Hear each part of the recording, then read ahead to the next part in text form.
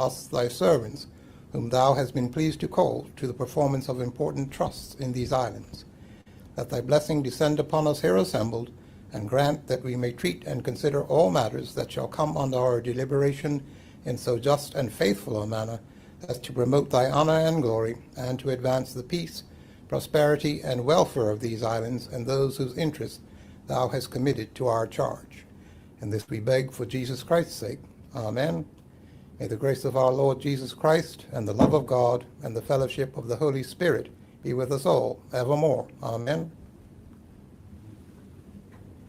Thank you, Mr. Clerk. Thank you. Members, the House is now, the session is now begun.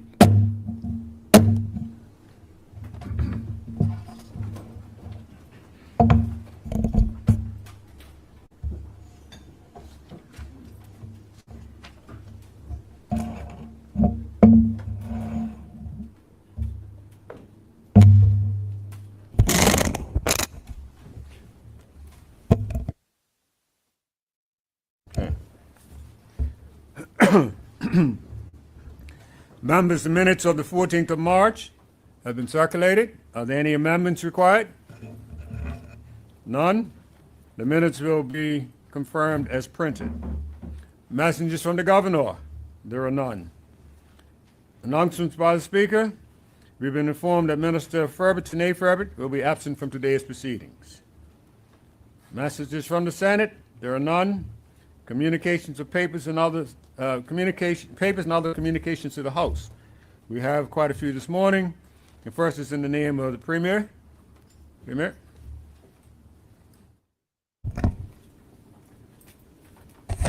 Good morning, Mr. Speaker. Mr. Speaker, I have the honor to attach and submit for the information of the Honorable House of Assembly the Tax Reform Commission Extension and Operation Order 2025 as made by the Minister of Finance and exercise the power conferred by Section 3.4 of the Tax Reform Commission Act 2017. Thank you. Thank you. The next one. Thank you, Mr. Speaker. I have the honor to attach and submit for the information of the Honorable House of Assembly the actuarial review of the Contributory Pension Fund of Bermuda as of August 1st, 2023, final report, the Public Service Superannuation Fund actuarial evaluation as of March 31st, 2023 for funding purposes, and the ministers and members of the legislature pension fund actuarial evaluation as at March 31st, 2023 for funding purposes. Thank you. The next communication is from the junior minister. Junior minister. Good morning, Mr. Speaker. I have the honor to attach and submit for the information of the Honorable House of Assembly the financial statements of the Consolidated Fund for fiscal year ending March 31st, 2024. Thank you. The next is in the name of the Minister of Transport. Minister, Tourism and Transport. Good morning, Mr. Speaker. Good morning. Mr. Speaker, I have the honor to attach and submit for the information of the Honorable House of Assembly the motor taxi approved taximeter cabman MDT Order 2025 as made by the Minister responsible for Transport and exercise of the power conferred on Regulation 8.1 of the Motor Taxi Regulations 1952. Okay. You can do the second, then I go to the Minister of Labor. Thank you, Mr. Speaker. Mr. Speaker, I have the honor to attach and submit for the information of the Honorable House of Assembly the motor taxi approved taximeter curb digital meter Order 2025 as made by the Minister responsible for Transport and exercise of the power conferred by Regulation 8.1 of the Motor Taxi Regulations 1952. Thank you, Minister. Minister of Labor, Economy and Labor, Mr. Hayward. Good morning, Mr. Speaker. Good morning. Mr. Speaker, I have the honor to attach and submit for the information of the Honorable House of Assembly the Bermuda Immigration and Protection Prohibition of Entry Order 2025 as made by the Minister responsible for Immigration in exercise of power conferred by Section 26.1 of the Bermuda Immigration and Protection Act 1956. Thank you. Petitions. There are none. We now move on to statements by ministers and junior ministers. We have quite a few statements this morning. The first statement will be by the Premier, which is actually listed as the second item, but the Premier will do that because the first item is going to be by the junior minister. Premier? Thank you, Mr. Speaker. Mr. Speaker, I rise today to advise honorable members of the completion of the actuarial reviews for the Contributory Pension Fund, which I'll refer to as the CPF, for the year ended July 31st, 2023, and the Public Service Superannuation Fund, which I'll refer to as PSSF, and the Ministers and Members of the Legislature Pension Fund, which I'll refer to as MMLPF, for the year ended March 31st, 2023, which were tabled in this Honorable House earlier today. Mr. Speaker, the main purpose of the 2023 actuarial review is to examine the financial condition and long-term sustainability of the Contributory Pension Fund and to investigate the potential financial implications of future social insurance contribution and benefit increases for the CPF. The actuarial review presents the financial status of the CPF and provides projections for the next 50 years to 2073. Mr. Speaker, the CPF provides a first-tier basic pension, disability pension, and non-contributory benefits to some 14,538 seniors and other beneficiaries, the majority of whom live in Bermuda. The maximum social insurance benefit payment is $1,607 per month. Highlights from the actual review are as follows.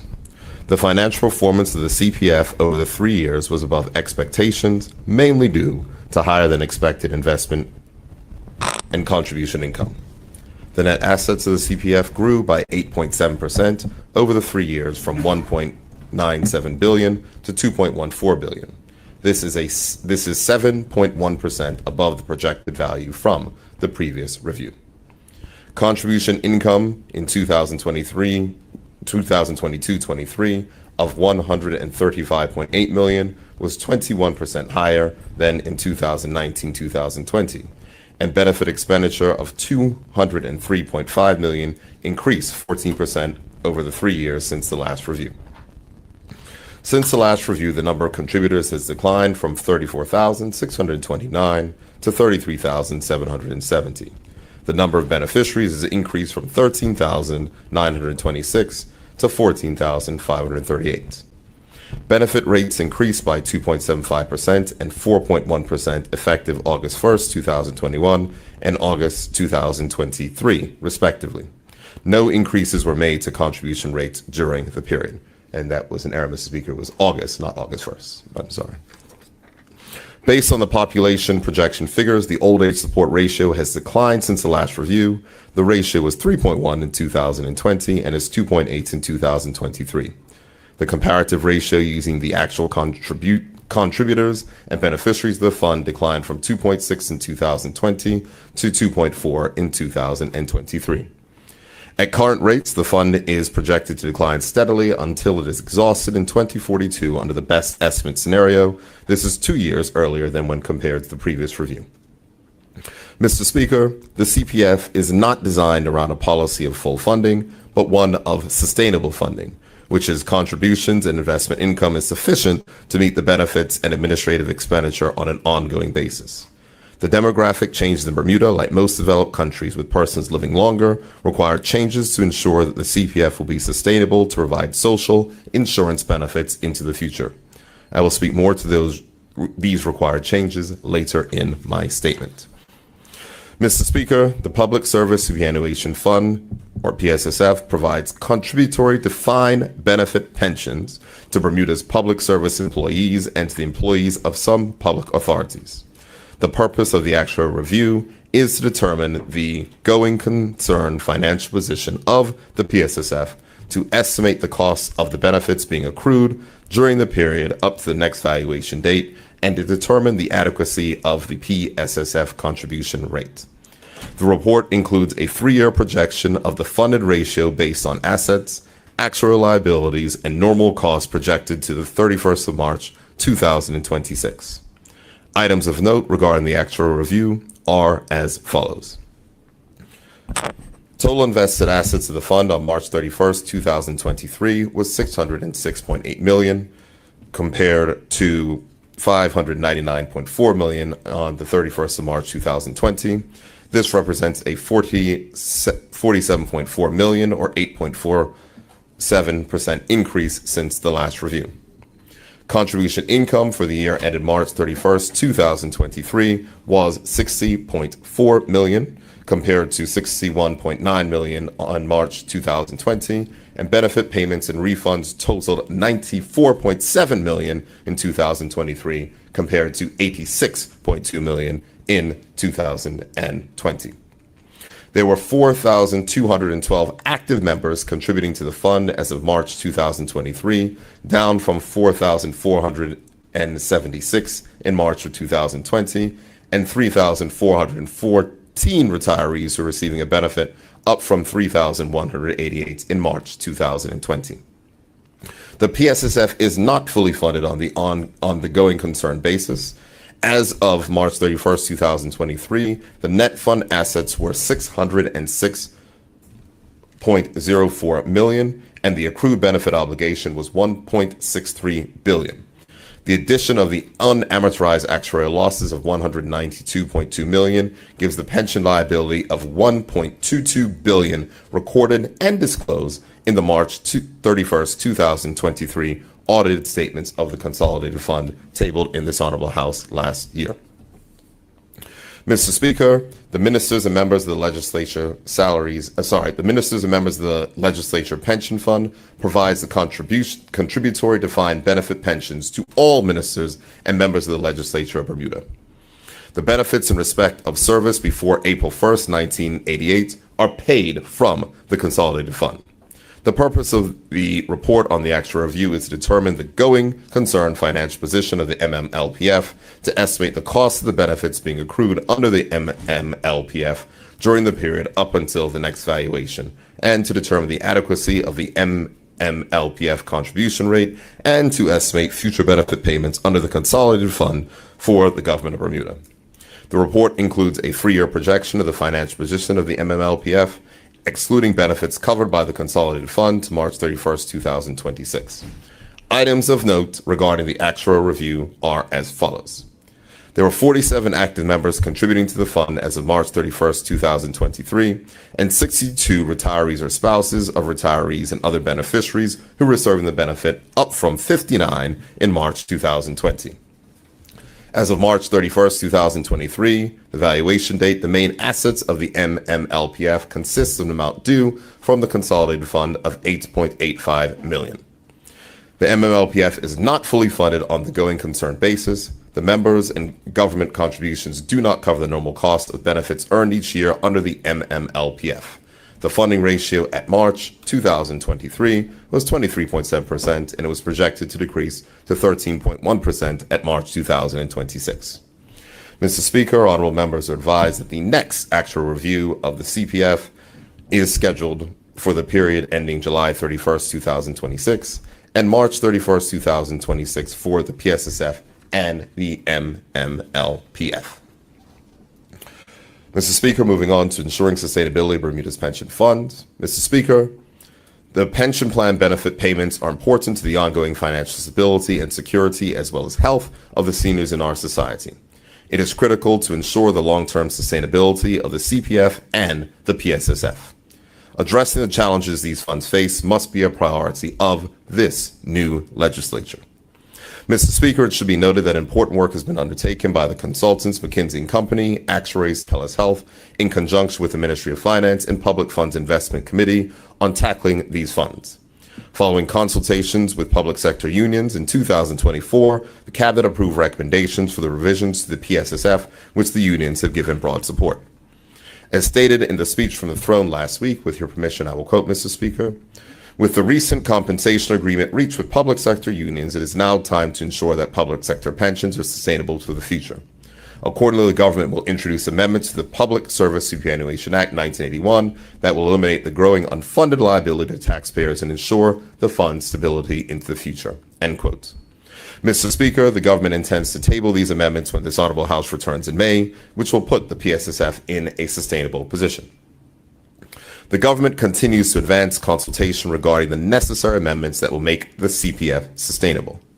The funding gap for the CPF is a larger, more difficult issue to resolve given the rapidly aging population and persons living longer and drawing more benefits over time.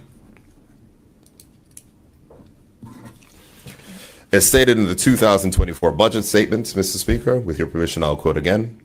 The topping up of this fund could be a prime candidate for revenues that may accrue to the government from the corporate income tax, a suggestion that has come to the government as part of the ongoing consultation with our local and international business representatives. The rationale is a good one, that social insurance is for all persons in Bermuda and is a critical need for long-term stability, end quote.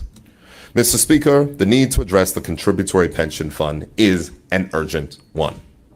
Whether the answer is future revenues from corporate income tax, changes to contributions, or increases in the eligibility age for social insurance, the government looks forward to a bipartisan consensus to advance the difficult but necessary changes to ensure that this fund is sustainable. Mr. Speaker, in closing, I wish to assure current and future pensioners that the government is clear on the challenges facing Bermuda's pension plans. We have started to take the necessary actions to ensure that the PSSF is sustainable, and we will not shirk the responsibility to do the same for the CPF to ensure that social insurance benefits that many Bermudians expect to rely on will be there for future generations. Thank you, Mr. Speaker. Thank you. The next statement this morning is in the Junior Minister of Finance. Mr. Speaker, I rise today to advise honorable members of the completion of the audit of the Consolidated Fund financial statements for the year ended March 31st, 2024, which were tabled in this honorable House today. As honorable members are aware, the Consolidated Fund, CF, is the general operating fund of the Bermuda government, and is a fund through which government conducts the majority of its transactions. The CF financial statements report the financial position, operations, change in net debt, and cash flows resulting from the activities of the government. This includes the accounts of the Senate, the House of Assembly, all government departments and offices, and all courts. Mr. Speaker, in her report, the Auditor General highlighted that with the exception of one matter that I will address later, the statements were deemed to be fairly reflect the financial position and operations of the CF. This positive endorsement is almost all areas of work in relation to the financial statement is a testament to efficacy of our financial processes and operations and the hard work of our teams to ensure that financial integrity is upheld. Mr. Speaker, the Auditor General has qualified her audit opinion based on insufficient support for the legal obligations associated with the eventual retirement of tangible capital assets as required by the Asset Retirement Obligation Standard. Mr. Speaker, the government has undertaken considerable work since the introduction of this standard in 2022-2023 fiscal year, using its team of internal professionals along with engagement of external experts, resulting in the government's recognizing a liability. So the government did recognize the liability and the related expenses in the March 31st, 2024 financial statements. The March 2023 comparative have been restated to show the effect of the adoption of the standard. The government will continue to work to identify all legal obligations associated with the retirement or disposal of its assets to ensure the completeness of the obligations recorded in the CF financial statements.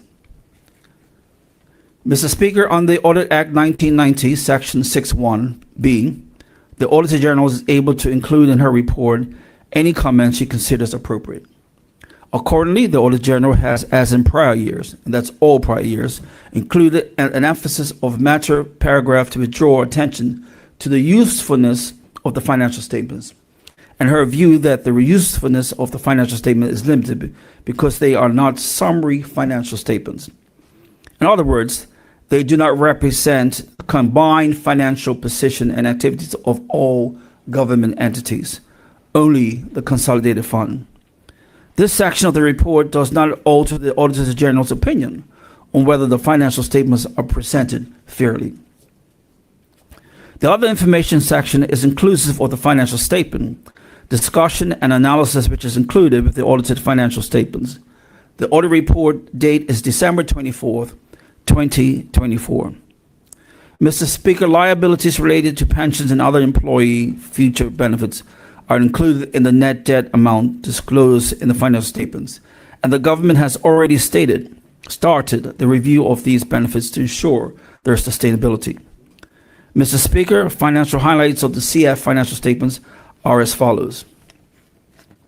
That all-inclusive result from both current and capital on an accounting accrual basis for the year ending March 31st, 2024, was a deficit of $161.5 million, lower than the prior year's deficit of $270.5 million. The modified cash all-inclusive results from government operation on the same basis that is shown in the budget book was a deficit of $29.4 million. This compares to a deficit of $43.3 million that was originally budgeted. Therefore, the actual overall deficit was down by $14.1 million when compared to the original estimate. The decreased deficit is primarily as a result of higher than budgeted revenues. This deficit reduction is part of the government's medium-term expenditure framework strategy to achieve a balanced budget. The total revenue raised by the CF for fiscal year 23-24 was approximately $1.18 billion, representing an increase of $45.6 million, 4% from fiscal 22-23 total revenue of $1.13 billion. This exceeded original budget estimates by approximately $21.8 million, or 1.8%. The most significant generators of revenue for fiscal 23-24 were payroll tax, accounting for $534 million, or 45.5% of total revenue. 22-23 was $488.1 million, or 43.2%. And customs duty accounting for $227.6 million, or 19.3%. In 22-23, customs duty was $225.1 million, or 19.9%. Current expenses for fiscal year 23-24 was $1.28 billion, compared to 22-23 of $1.36 billion. The three largest components of current expenses were employee costs, grants and contributions, and interest on debt. Total employee costs were $584.7 million, or 45.6%, compared to 22-23, which was $622.6 million, or 45.7% of total expenses. Grants and contributions were $337.9 million, or 26.4%, compared to in 22-23 budget, $329 million, or 24.2%. And interest on debt was $129.2 million, compared to 22-23 budget of $136.5. Total current expenditure on a modified cash basis was $1.1 billion. In 22-23, also $1.1 billion, which was $6 million. In 22-23, it was $22.8 million more than original budgeted estimates. The March 31st, 2024 total accounts receivable net of provision of doubtful accounts increased by 18% to $265.2 million as compared to $224.8 million at March 31st, 2023. The most significant contributor to the accounts receivable balance before provision was the Office of the Tax Commissioner of $376.1 million, representing approximately $41.4 million increase. This was in 2023. A significant portion of the gross receivable at March 31st, 24 was $242.2 million, representing payroll tax, which was due and payable on April 15th, 2024. During the month of April 2024, the government collected $170.5 million in payroll taxes. In April, in comparison, 2023 was $144.1 $129.7 million. Interest-bearing debt, net of sinking fund, is increased by $129.6 million to $3.2 billion in 2024 from $3.1 billion in 2023.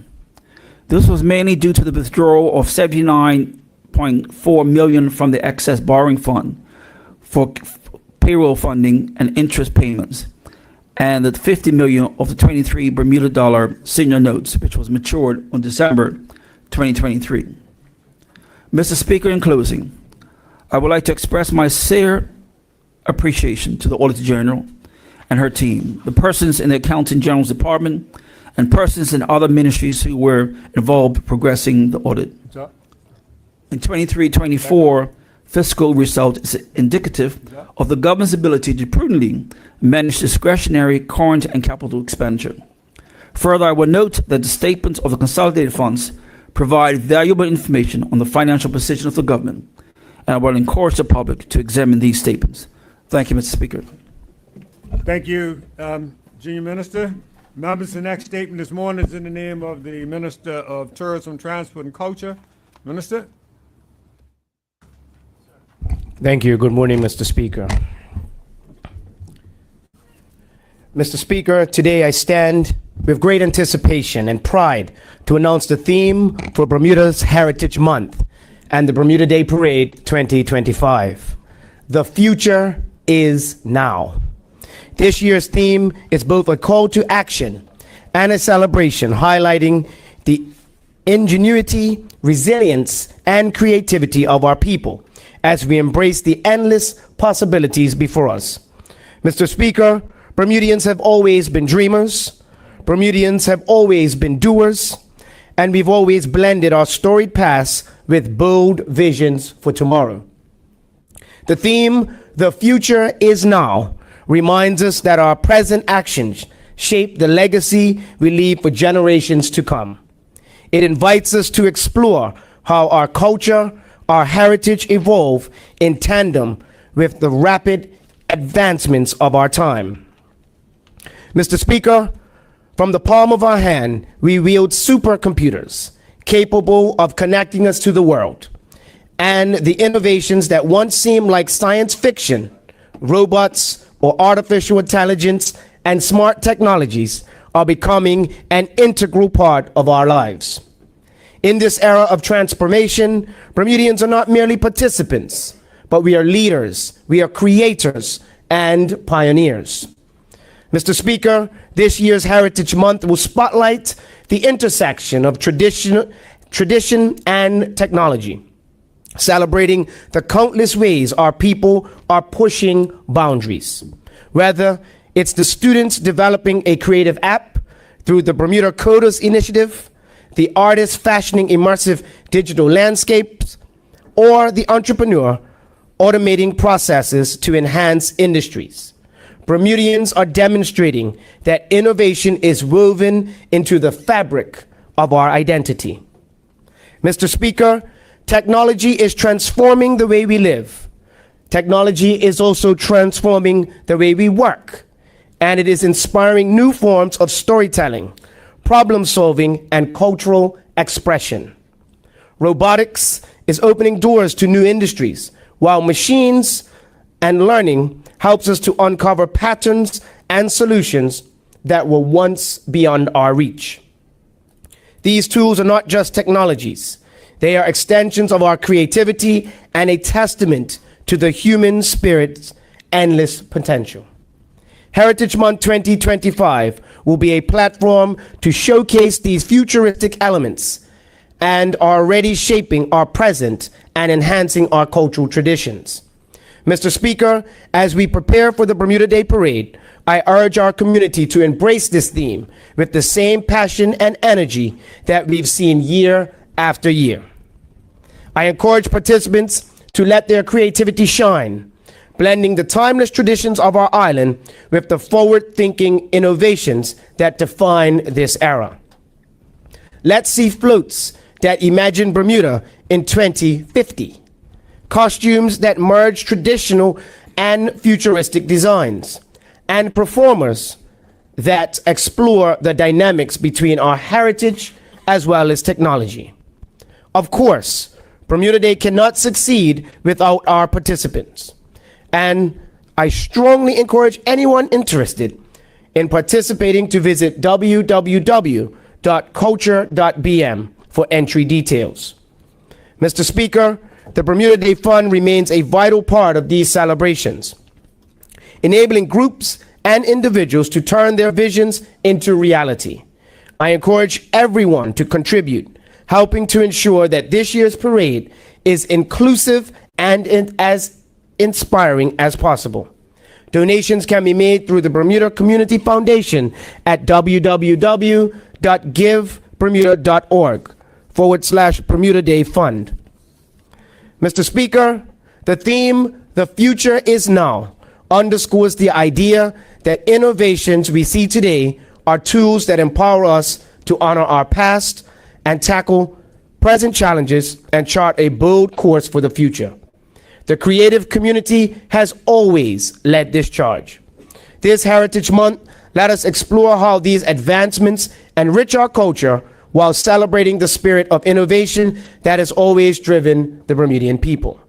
Mr. Speaker, may this year's celebrations inspire us all to dream bigger, think creatively, and act decisively. Let us come together as a community to honor our traditions, embrace new opportunities, and showcase the brilliance of Bermuda to the world. Thank you, Mr. Speaker. Thank you, Minister. Would you like to do your second statement? I will. Go right ahead.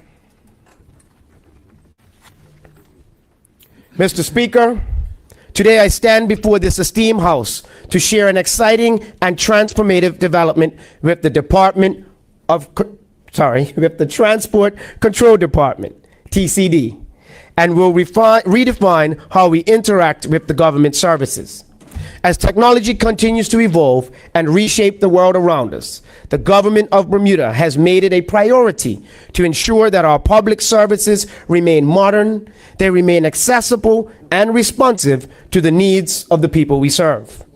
Mr. Speaker, as promised in the 2024 Throne Speech, the Transport Control Department will undergo a transformation, shifting all manual processes to fully digital applications. The government is now embarking upon its commitment to digital transformation.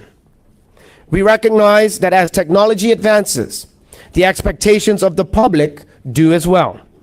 To meet these expectations, the Transport Control Department has been diligently working towards the digitization of its services, ensuring that we not only keep pace with change, but also lead with innovation and efficiency. Mr. Speaker, I'm proud to announce a major milestone in this ongoing journey. Starting on the 31st of March, 2025, the Transport Control Department will begin rolling out its digital applications, while also marking a significant step towards reducing red tape and enhancing the efficiency of our service. As the department reviews its digitization process, outdated and redundant steps are being eliminated to enhance effectiveness. This rollout is just the beginning, as we strive to modernize and streamline the full range of services offered by the department. The applications set for digitalization include a wide array of permits, licenses, services, including Project Ride Instructor application, exemption application for tint, seatbelt signage and licensing fees, importation and replacement of vehicles and vehicle parts, public service vehicle permit, sporting association trailer permits, change vehicle category for different use application, registration of a classic car, commercial vehicle permit, learner's permit and driver's license, and the public service vehicle or heavy truck license. Madam Deputy Speaker, this digital transformation will begin with the following three applications: Project Ride Instructor application, exemption application for tint, seatbelt signage and licensing fees, and the importation and replacement of vehicles and vehicle parts. These will be available for online submission starting March 31st, 2025 at forms.gov.bm/online services. In the months that follow, we will continue expanding the digitalization process to include additional applications as aforementioned. Madam Deputy Speaker, this initiative not only enhances convenience for the public, but also strengthens the efficiency of the department's internal processes. The digitalization of these services will reduce unnecessary paperwork, ensure greater accuracy, and allow applicants to access services outside of the traditional office hours. This means that the public will no longer need to visit TCD in person as often, and they will be able to submit their applications at their convenience, whether they are at home or abroad. In addition, applicants will receive regular updates on the status of their applications, ensuring that they are informed at every stage of the process. Clear service agreements will also be outlined, expected processing times, managing expectations, and enhancing trust in the department's ability to deliver. Madam Deputy Speaker, this digital initiative is not just about improving efficiency. It is about generating greater communication, reducing the risk of human error, and ensuring that the government's commitment to reducing red tape and improving services. In addition, by digitizing services, we will reduce the environmental impact of paper usage and streamline operational processes. Madam Deputy Speaker, this is just the beginning. As we move forward, we will continue to evaluate the needs of the public and explore opportunities to digitize additional services. The Transport Control Department's commitment to modernization will contribute to a creation of a safer, more organized, and more accessible transport system, providing a blueprint for further technological innovations in the future. Thank you, Madam Deputy Speaker. Thank you, Minister. I now call on the Minister of Labor. Minister, you have papers. Yes, but the Minister of National Security will do his later.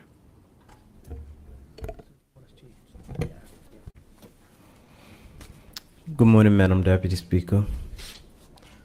I am pleased to introduce in the Honorable House today a bill entitled the Employment Amendment Act 2025, which proposes to clarify the calculation of paid leave for employees who receive gratuities and service charges, hereafter referred to as other gratuities as part of the minimum hourly wage rate.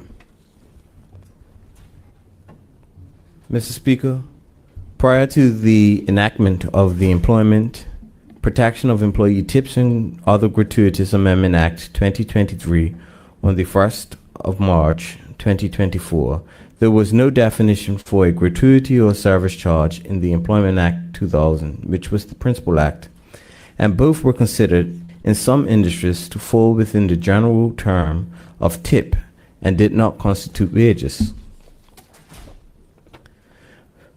Mr. Speaker, from the introduction of the Employment Minimum Hourly Wage Order 2023, the order, in June 2023 until the 29th of February 2024, employees who received other gratuities were remunerated at the minimum hourly wage rate of $16.40 for all paid statutory leave entitlements. Mr. Speaker, the Employment Protection of Employees Tips and Other Gratuitous Amendment Act 2023, which came into force on the 1st of March 2024, introduced the term other gratuities, which differentiates tips from gratuities and service charges, and as such, other gratuities now constitute wages. This means that the calculation of paid statutory leave entitlement for employees who receive other gratuities and those wages vary from week to week has fundamentally changed. Mr. Speaker, although the order permits an employer to use other gratuities to supplement the minimum hourly wage rate, it was never intended for other gratuities to be included in the definition of a week's wage, pursuant to the Principal Act. When the order came into force, it was intended that all statutory leave entitlements be remunerated at the minimum hourly wage rate. Mr. Speaker, it quickly became evident that the Employment Protection of Employee Tips and Other Gratuitous Amendment Act 2023 had the unintended consequences of defining other gratuitous as wages, resulting in the paid statutory leave entitlements for employees to receive other gratuitous and whose wages vary from week to week being calculated by taking an average wage earned over the previous 12 weeks worked. Mr. Speaker, interpreting other gratuitous as wages impacts the calculation of a week's wage for employees who receive other gratuitous in a way that is extremely unpredictable. It creates uncertainty and has presented an undue financial burden for businesses as it adversely affects the employer's ability to calculate and budget for employee costs. Mr. Speaker, recognizing the challenge the Employment Protection of Employee Tips and Other Gratuitous Amendment Act 2023 created, the ministry sought advice from the Attorney General's chambers on the best way forward. A meeting was held with one of our industry partners, the Bermuda Hotel Association, whose members employ a large number of affected employees, and they too provided an independent legal opinion that they obtained, highlighting the challenges described. Mr. Speaker, I convened a special meeting of the Labor Advisory Council to discuss the concerns raised with the intention of reaching a consensus that aligned with the ministry's initial legislative intention to ensure that all persons are remunerated at least the minimum hourly wage rate for all paid statutory leave entitlements. Mr. Speaker, the members of the LAC agreed that the paid statutory leave entitlement for employees who receive other gratuitous should be amended, particularly where other gratuitous supplement an employee's minimum wage rate. Mr. Speaker, although the definition of a week's wage has been narrowed by the bill to exclude gratuitous, and such other gratuitous previously received will not factor into the paid leave entitlement beyond the requirement minimum hourly wage rate, still to be met by the employers in accordance with the order. Mr. Speaker, it should be noted that the bill will have retroactive effect to coincide with the 1st of March 2024 enforcement date of the Employment Protection of Employees Tips and Other Gratuitous Amendment Act 2023.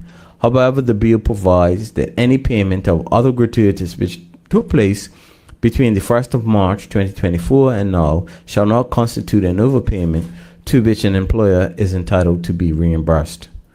Mr. Speaker, it is envisioned that the impact of the bill will continue to build upon the values of the Ministry of Economy and Labor, that continue to build upon the values that the Ministry of Economy and Labor holds, which are to foster meaningful relations with our industry partners while maintaining an equitable workforce. Thank you, Mr. Speaker.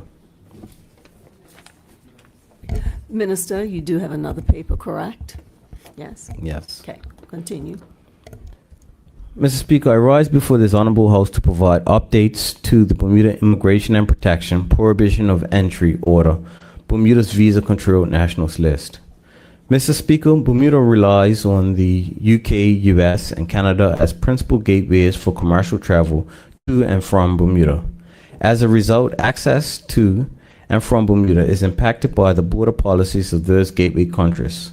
While the US and Canada border policies are relatively stable and consistent, the border policy in the UK remains fluid. Mr. Speaker, the UK amends its visa-controlled nationals list from time to time. Recent updates were November 2023, February 2024, October 2024, and January 2025. In the November amendment, Colombia and Qatar were removed from the list and 10 countries were listed as exemptions so that certain categories of persons no longer need a visa before they travel to the UK as a visitor. In the February 2024 amendment, the UK removed Kuwait and Saudi Arabia, and in October it removed Bahrain, Oman, and the UAE from the list. In January, it added Colombia to the list again. Accordingly, the ministry amended the Bermuda visa control list. Mr. Speaker, prohibition orders are subject to the negative resolution procedure. Accordingly, the new order was gazetted on the 8th of January 2025 and is laid before this Honorable House today. In accordance with the UK's updated list, Bermuda has removed Kuwait, Saudi Arabia, Bahrain, Oman, and the UAE from its visa control nationals list and added Colombia.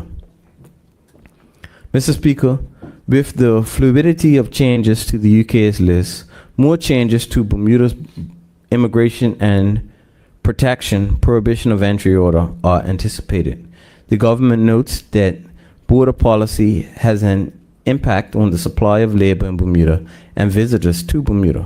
As a result, in strengthening its border management system and tracking capabilities, the government will seek to remove a number of countries from the prohibition of entry order whose nationals have commercial travel access to Bermuda. Mr. Speaker, the most recent changes to the UK's visa requirements impact Trinidad and Tobago nationals. Effective 23rd of April 2025, Trinidad and Tobago nationals will require a visa to travel to or transit the United Kingdom, including short visits. In its announcement on the 12th of March 2025, the British government advised that there will be a 6-week transition until the 23rd of April 2025, during which time visitors who booked their travel and obtained an ETA, electronic travel authorization, before the changes were made can still enter the UK without a visa. There is also a transition period for passengers who are traveling via the UK to an onward destination. In light of these changes, this government will issue clear guidance to nationals of Trinidad and Tobago currently resident or visiting Bermuda without UK, US, or Canadian travel authorization to ensure that those nationals are not stuck in Bermuda without commercial travel access. Mr. Speaker, looking ahead, the Department of Immigration will constantly review options in respect to visa control nationals and Bermuda's border controls. The government remains committed to the protection of our borders while also ensuring that we can meet the workforce needs required for us to have a sustainable economy. Thank you, Mr. Speaker. Thank you, Minister. I call on the Minister of Public Works.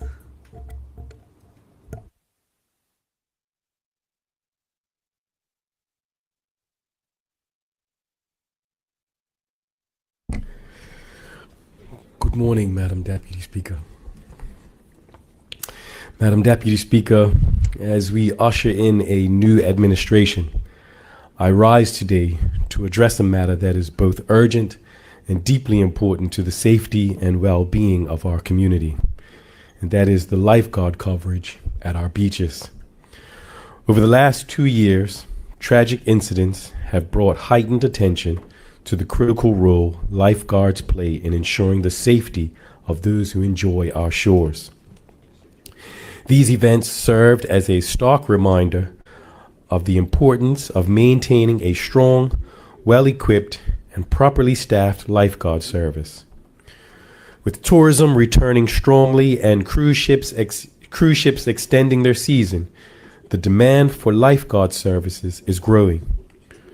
While the Department of Parks remains committed to meeting this demand, the challenges we face in staffing our beaches with qualified lifeguards have never been more apparent. It is important to note that this is not just an issue of employment.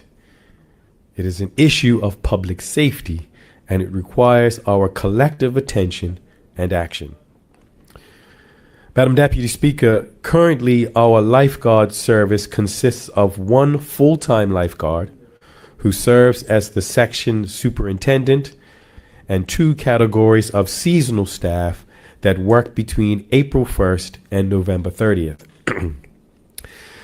The key point here, Madam Deputy Speaker, is that almost all of our lifeguards are seasonal, thereby leaving our beaches underserviced during the off-season. Coupled with this, since 2009, the Department of Parks has noticed a decline in lifeguard applications. It should also be noted that this decline in applications is despite the government increasing its budget to hire more lifeguards, demonstrating the issues we face are not merely financial. And so therefore we must reevaluate how we attract and retain personnel for these vital roles. Madam Deputy Speaker, while lifeguards must pass a rigorous 9-day initial training course, which is unpaid, monthly physical assessments, and an annual 24-hour training course, starting lifeguards are amongst the lowest paid workers within the Department of Parks. Given the increased demands on these first responders, we must reflect as a society and as a government on how we value those in those critical roles. So, Madam Deputy Speaker, what is the government doing to address these challenges? I'm pleased to report that the Department of Parks has initiated an internal assessment of its current organizational structure in consultation with the Department of Employee and Organizational Development. Part of this assessment includes reviewing the lifeguard section, updating job descriptions, recommending new pay scales, and exploring how we can transition seasonal positions into full-time roles. Additionally, Madam Deputy Speaker, to assist with our effort to improve our lifeguard service, the government has engaged the Royal National Lifeboat Institution, recognized as the RNLI, an international charity with extensive lifeguard experience, providing lifeguard coverage to nearly 240 beaches across the UK and overseas territories. They have assessed Bermuda's lifeguard service and will make recommendations on how to improve our system. Madam Deputy Speaker, while restructuring will take time, we are also taking immediate action. In February of this year, the RNLI team assessed 6 of our busiest beaches, namely Horseshoe Bay, Clearwater and Turtle Bay counted as one, John Smith's Bay, Admiralty House, Wark Long Bay, and Shelley Bay. The assessment will allow the department to better understand potential risks, map out hazards, optimize equipment locations and operational areas for emergency responses.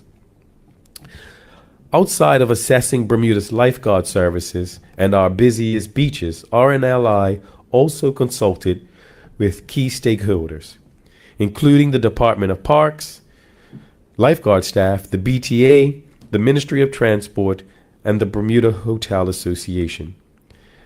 As we await the fulsome report from RNLI, Mr. Speaker, Madam Deputy Speaker, the Department of Parks continues to advertise for the seasonal lifeguard positions and has already received over 20 applications, with hopefully more expected.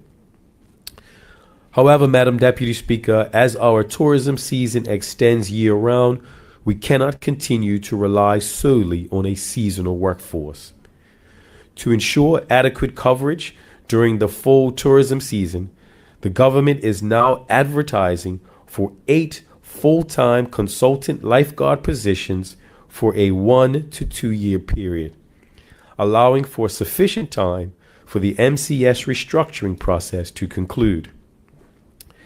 Madam Deputy Speaker, in addition to our normal seasonal staff, these 8 full-time lifeguards will suffice to cover high-traffic beaches throughout the year and during off-peak events such as the Bermuda Triathlon and various holiday gatherings on Elbow Beach without overburdening the staff. Applications can be submitted online at www.gov.bm/online-services/lifeguard service, or physical applications can be collected at the Department of Parks headquarters in the Global House building in Hamilton. The deadline for applications is April 1st, 2025. Madam Deputy Speaker, I must strongly emphasize that we are actively encouraging Bermudians with lifeguard experience to apply for these full-time consultant positions as we work to ensure adequate coverage throughout our tourism season. However, in light of the aforementioned recent tragedies, our priority is to save lives.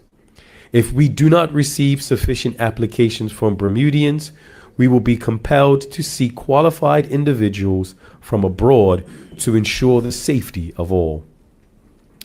I would like to take this opportunity to thank the team within the Ministry of Public Works and Environment for their tireless work on this long-standing issue. I would also like to express my gratitude to our RNLI partners for their invaluable assistance in ensuring Bermuda is positioned to have the lifeguard coverage it needs. We look forward to building a long-lasting partnership with RNLI. Finally, Mr. Speaker, I must acknowledge Mr. Nathan Trott, our sole full-time lifeguard and service superintendent. Since 2008, Nathan has been the backbone of the Bermuda Lifeguard Service, managing all aspects of the service from recruitment to training, equipment maintenance, scheduling, and lifeguarding. He has done this without the support of an administrative team and has not had a substantive vacation since taking on this role. I'm sure all members of this House will join me in expressing our sincere thanks to Nathan Trott and agree with me that it is high time we provide Nathan with the support he so greatly deserves. In conclusion, Madam Deputy Speaker, the safety of our community. In conclusion, Madam Deputy Speaker, the safety of our community and the well-being of those who enjoy Bermuda's beautiful beaches must remain a top priority for this government. As we continue to face challenges in staffing and lifeguard service, it is crucial that we take both immediate and long-term actions to address these issues. Through increased funding, restructuring efforts, and collaboration with expert organizations like the RNLI, we are committed to strengthening our lifeguard service and ensuring that our beaches remain safe for residents and visitors alike. Madam Deputy Speaker, esteemed colleagues, and to the listening public, if you or someone you know is interested in joining our lifeguard service to help protect our shores, we encourage you to reach out directly to Mr. Nathan Trott at njtrott@gov.bm. Thank you, Madam Deputy Speaker. Thank you, Minister. I call on the Minister for Cabinet Office.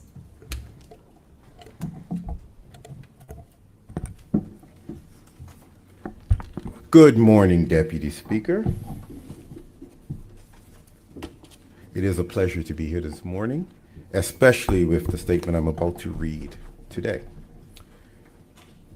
Ms. Deputy Speaker, I rise today to share with this Honorable House the details of an agreement reached with our 6 union partners representing 7 bargaining units in the public service regarding salary adjustments for public officers. The union partners include the Bermuda Public Services Union, the Bermuda Industrial Union, the Bermuda Union of Teachers, the Prison Officers Association, the Fire Services Association, and the Bermuda Police Association. This negotiation process commenced in November 2024 with interest-based bargaining training and concluded in February 2025 with an agreed framework that acknowledges the contributions of public officers and addresses existing pay disparities relative to the cost of living. Deputy Speaker, honorable members may recall that in response to fiscal pressures over the past decade, the Bermuda government adopted several austerity measures aimed at reducing public spending and improving financial stability. One of the most impactful measures was the implementation of salary freezes for public service employees. These freezes effectively halted salary increases, preventing wages from keeping up with inflation and the rising cost of living. Specific actions have included suspension of annual cost of living adjustments, freezing of salaries, introduction of hiring freezes resulting in increased workloads for existing employees, changes to pension and benefit schemes, often resulting in increased employee contributions and the introduction of voluntary early retirement programs. Mr. Speaker, austerity measures implemented in Bermuda have had profound impacts on the public service workforce. Collectively, these measures have created a complex and challenging environment for the public service employees. The unintended consequences of these strategic cost-saving measures is a heavier workload on existing employees. With fewer staff to share the responsibilities, employees have faced increasing pressures to meet their job requirements, leading to burnout and decreased productivity. Mr. Speaker, the hiring freezes of the past have significantly impacted recruitment efforts in the public sector today. With the introduction of these freezes, the ability to attract and onboard new talent at the pace now required has been severely hampered. The service is currently facing challenges related to recruitment activities. The lack of new recruits means that existing employees must fill multiple roles, which can further strain resources and reduce overall efficiency. Records show that there are currently in excess of 800 vacant funded posts within the service. Mr. Speaker, austerity measures have aimed to stabilize Bermuda's fiscal health, but have created challenges for public service employees. It is crucial, therefore, to address these impacts thoughtfully, to maintain efficiency and morale in the service, and to ensure fairness.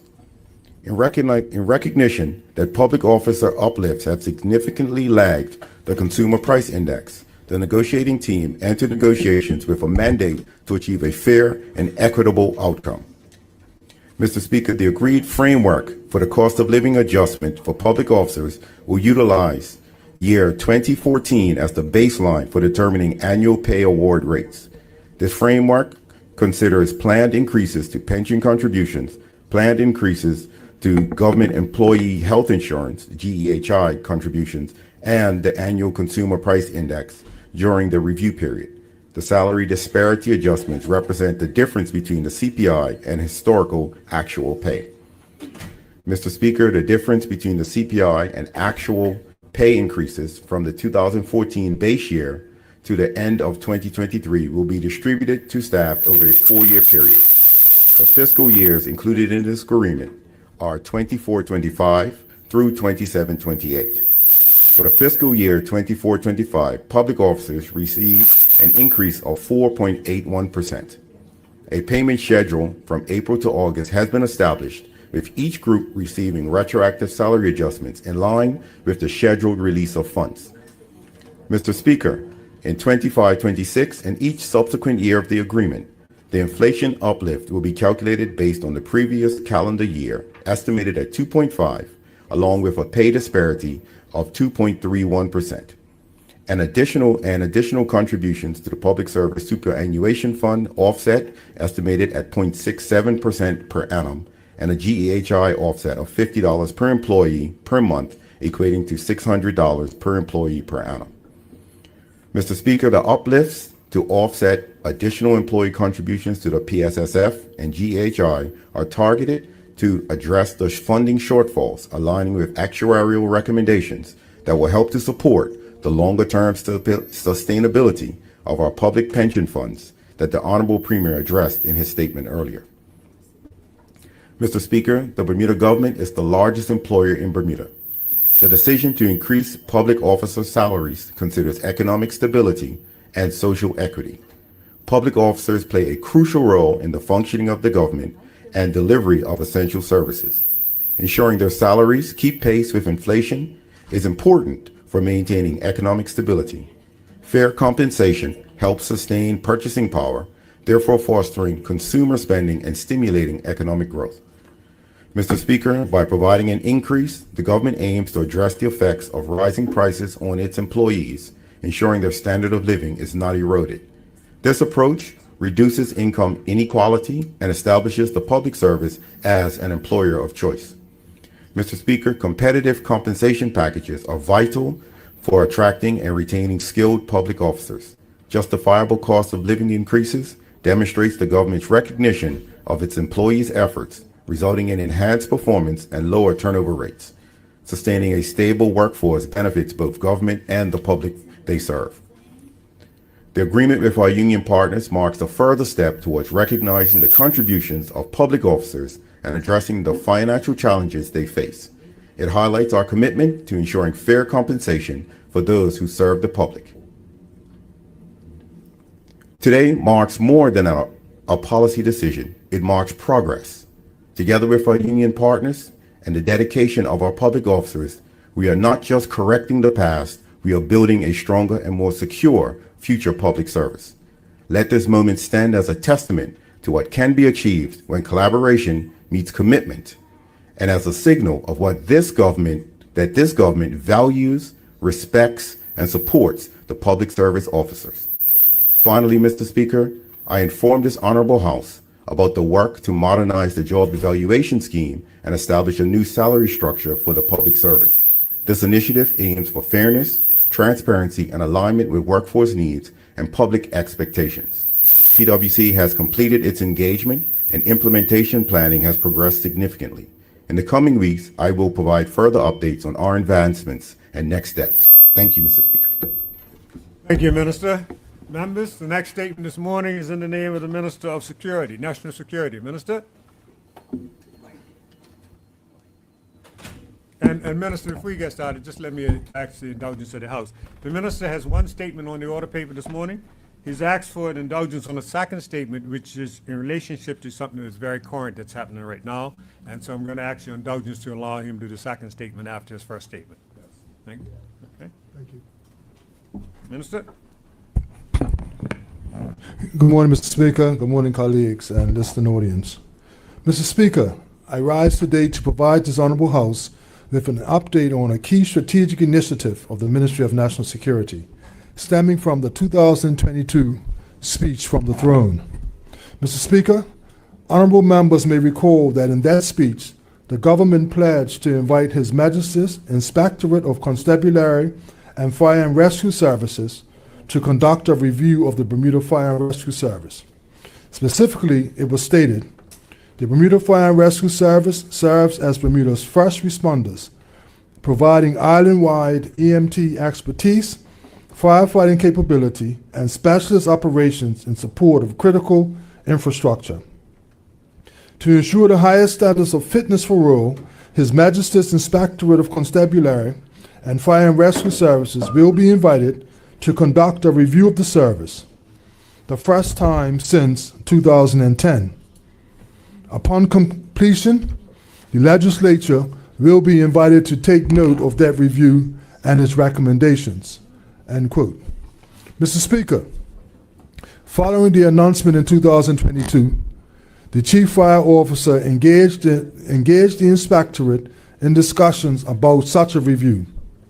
From these exchanges, it was recommended that the government would derive added value from a peer-led review by the National Fire Chiefs Council as a precursor to the formal review by His Majesty's Inspectorate of Constabulary and Fire and Rescue Services. The Ministry of National Security concurred with this recommendation and directed the Chief Fire Officer to engage the NFCC to undertake the peer-led review at the earliest opportunity. Mr. Speaker, the Ministry of National Security further decided that it would be prudent to conduct an internal review of the Bermuda Fire and Rescue Service in preparation for the NFCC's visit in early 2025. Consequently, the Chief Fire Officer commissioned management consultancy services to conduct an internal organizational and staffing review of the Bermuda Fire and Rescue Service in November 2023. The findings of this internal review have been instrumental in assessing staffing levels and operational efficiency of the Bermuda Fire and Rescue Service. The Ministry of National Security greatly benefited from these insights in determining the Bermuda Fire and Rescue Service resource needs. The MCS report was subsequently submitted as part of the discovery phase for the NFCC review, and it will be referenced in the NFCC's findings. Mr. Speaker, To give some background and context, the NFCC serves as the professional voice of the United Kingdom's Fire and Rescue Service, with a mandate to improve and develop fire and rescue services across the United Kingdom.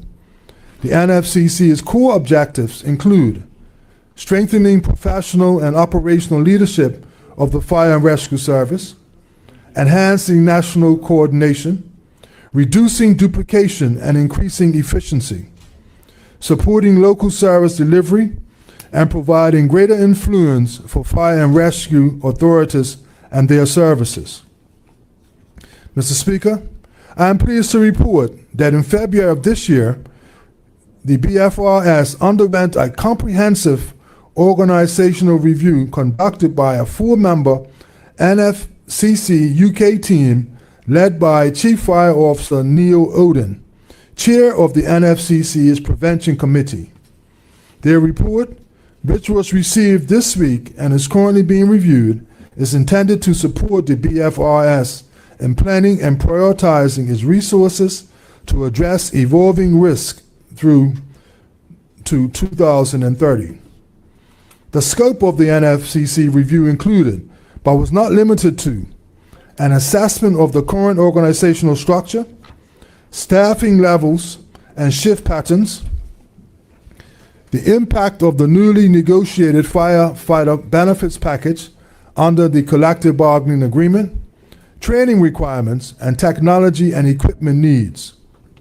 Mr. Speaker, the review team worked under certain constraints.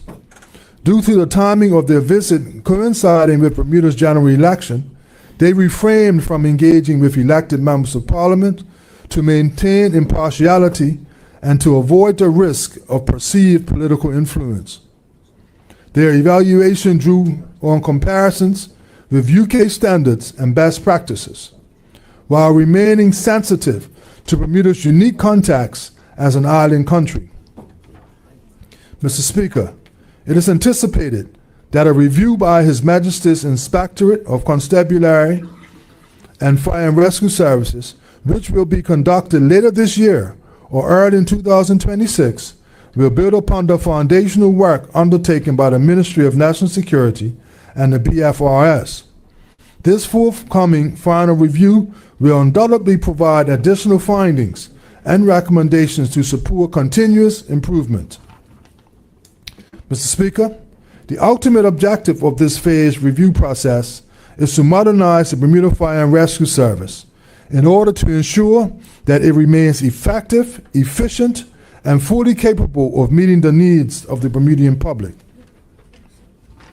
Mr. Speaker, the Ministry of National Security remains steadfast in its commitment to support the Bermuda Fire and Rescue Service. We will continue to provide the support and necessary resources to ensure that our fire and rescue service remains modern, effective, and fit for purpose, and are well equipped to protect our people and save lives. Thank you, Mr. Speaker. Thank you, Minister. Minister, would like to proceed that second statement? Yes, Mr. Speaker, and Right thank here. you. Yes, Mr. Speaker, and thank you for your indulgence.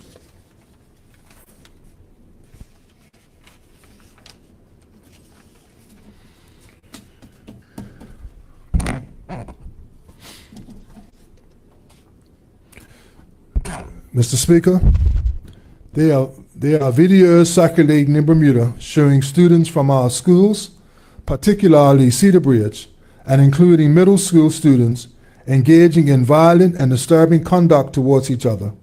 This government is not taking this lightly. Mr. Speaker, I contacted the Cedar Bridge Academy board chairperson, Senator Lindsay Simmons, who had already been in communication with Principal Kenneth Caesar, the Minister of Education, Senator Crystal Caesar, MP Leroy Bean, and the Bermuda Police Service. Immediate action is being taken to address this situation and prevent further incidents. Mr. Speaker, we all witnessed an act of bravery and responsible citizenship on Wednesday afternoon from Deputy Principal Christopher Swan, who risked his life to tackle a young man armed with a knife.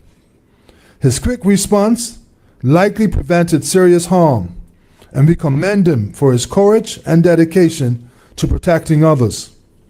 However, this should never have happened in the first place. No student, teacher, or staff member should have to face this level of violence in a school environment or around Bermuda.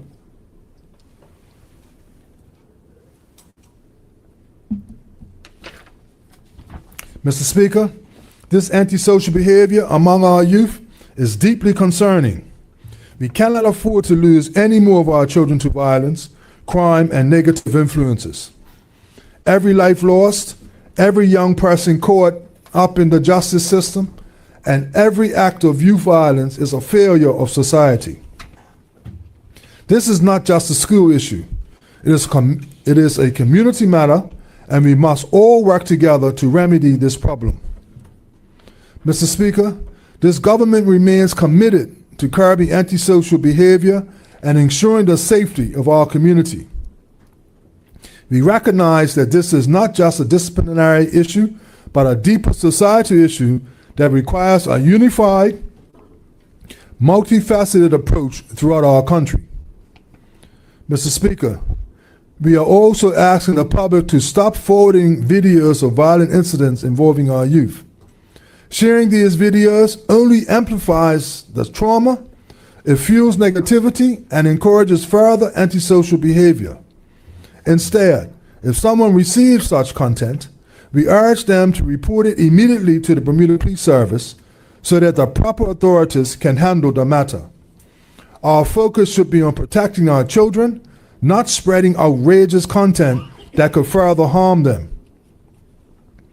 We must all recognize that we are the village. We are the role models that our children need to see. They are watching us, learning from our actions, and looking to us for guidance. If we want to make positive choices, we must show them. If we want them to make positive choices, Mr. Speaker, we must show them what that looks like. Mr. Speaker, we must also demand that the parents of these children take responsibility for their behavior. These children are clearly recognizable in these videos, so it is right for us to expect that the adults in their lives take accountability for this unacceptable and egregious behavior. Adults must play their role in training up our children and not tolerate this violent behavior. Government cannot solve this problem without the proper intervention of parents and adults. Mr. Speaker, our violence reduction strategy is a comprehensive action plan that contains a multitude of proactive and preventative measures to address violence in our community. Our gang violence reduction team is heavily involved in delivering programs and providing interventions that are helping to address this issue of youth violence. Mr. Speaker, as part of the violence reduction strategy that was shared with this Honorable House last November, here are some of the programs that we know are the solutions for the way forward. 1. Stronger security and prevention measures. We shall continue the collaboration between the Bermuda Police Service and schools to ensure proactive measures are in place to detect and deter dangerous activities. Enforcing a zero-tolerance policy for weapons in schools with clear, decisive consequences. 2. Mental health and crisis intervention. Expanding access to counselors to support young people before they reach a crisis point. Identifying at-risk youth early and providing intervention programs that address trauma, behavioral issues, and emotional distress. Strengthening partnerships with mental health organizations to ensure youth have access to the help they need. 3. Parental and community engagement. Through the violence reduction strategy, we are launching education opportunities and awareness programs to equip parents with the tools to recognize warning signs of gang involvement, bullying, and emotional struggles in their children. Strengthening connections between schools, churches, community leaders, sports clubs, and local organizations to provide mentorship and guidance. Encouraging parents to take an active role in their children's lives, monitoring their activities, setting boundaries, and fostering open communication. 4. empowering youth with positive alternatives, expanding community programs and job training programs to give young people constructive outlets for their energy and creativity, partnering with businesses and professionals to create mentorship programs that expose youth to career opportunities and positive role models, increasing funding for youth-focused initiatives that promote leadership, discipline, and self-respect. And 5, conflict resolution and restorative justice, continuing peer mediation programs and conflict resolution training to help our youth learn how to handle disputes peacefully, continuing our restorative justice approach where youth are held accountable for their actions but are also given the opportunity to reform and grow. Mr. Speaker, Bermuda must work together in this arena.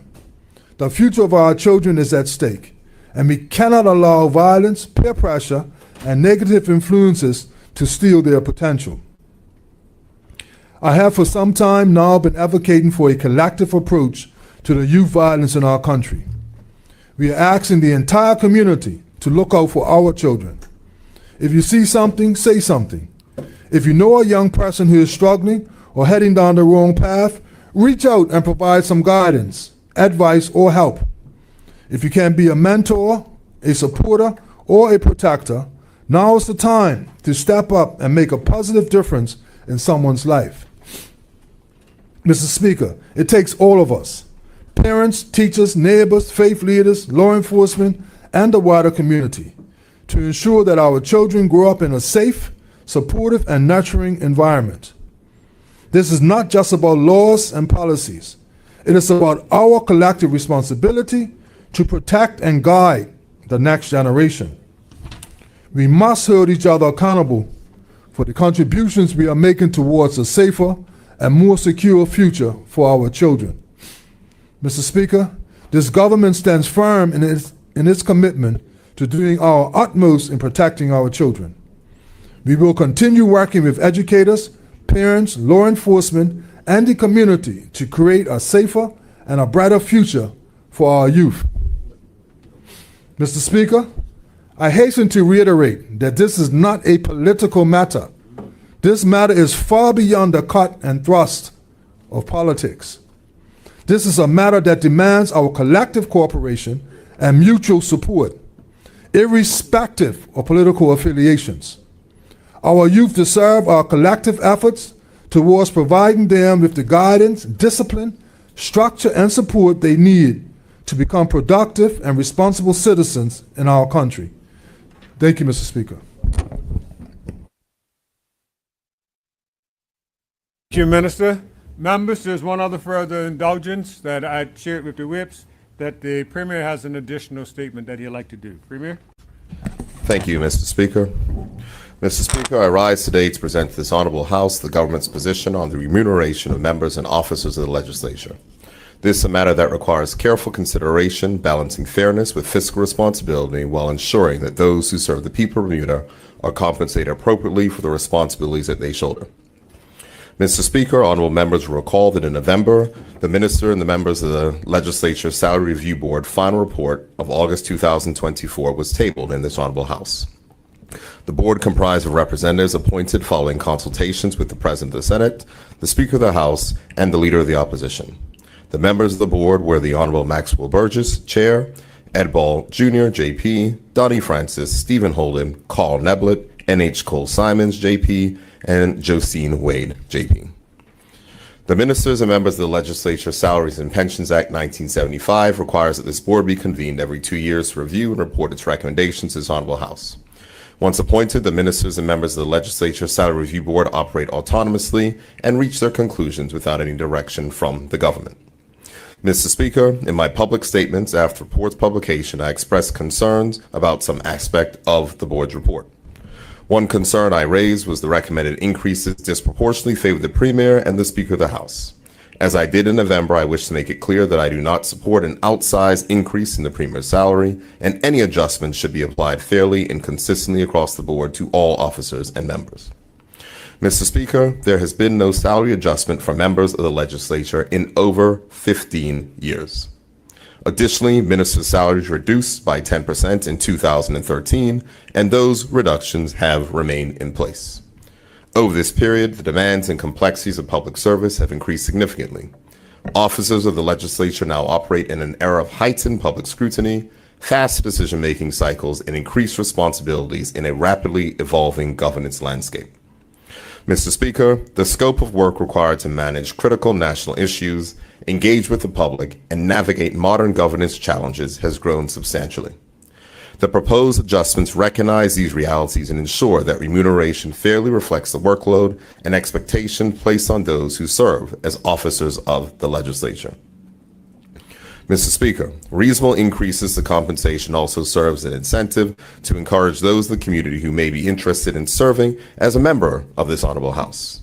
By ensuring that remuneration reflects responsibilities of the role, these adjustments improve the attractiveness of public service, helping to mitigate the challenge of motivating residents to step forward and contribute to our country's governance. Mr. Speaker, the Cabinet has reviewed the recommendations of the Board and approved the final set of recommendations for adjustments to salaries for members and officers of the legislature. The resolution that will be tabled in this House later today aligns with our principle of fairness while ensuring that these adjustments are balanced. Mr. Speaker, the government has accepted the board's recommendations for base salary increases for members of the House of Assembly and senators. The committee recommended an additional $7,000 increase for members of the House of Assembly in addition to awarding a cost of living increase of 18.8%. This additional increase was not initially supported by myself. However, in the interest of respecting the bipartisan consensus following the report's discussion in the Standing Orders Committee of the previous legislature, the government has accepted this recommendation.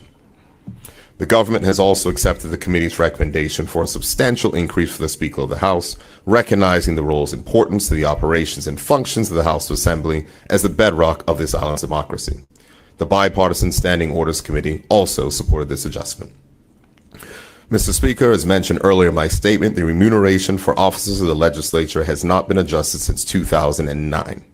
Consistent with the recommendation of the Standing Orders Committee, cost of living adjustments have been applied to all officers.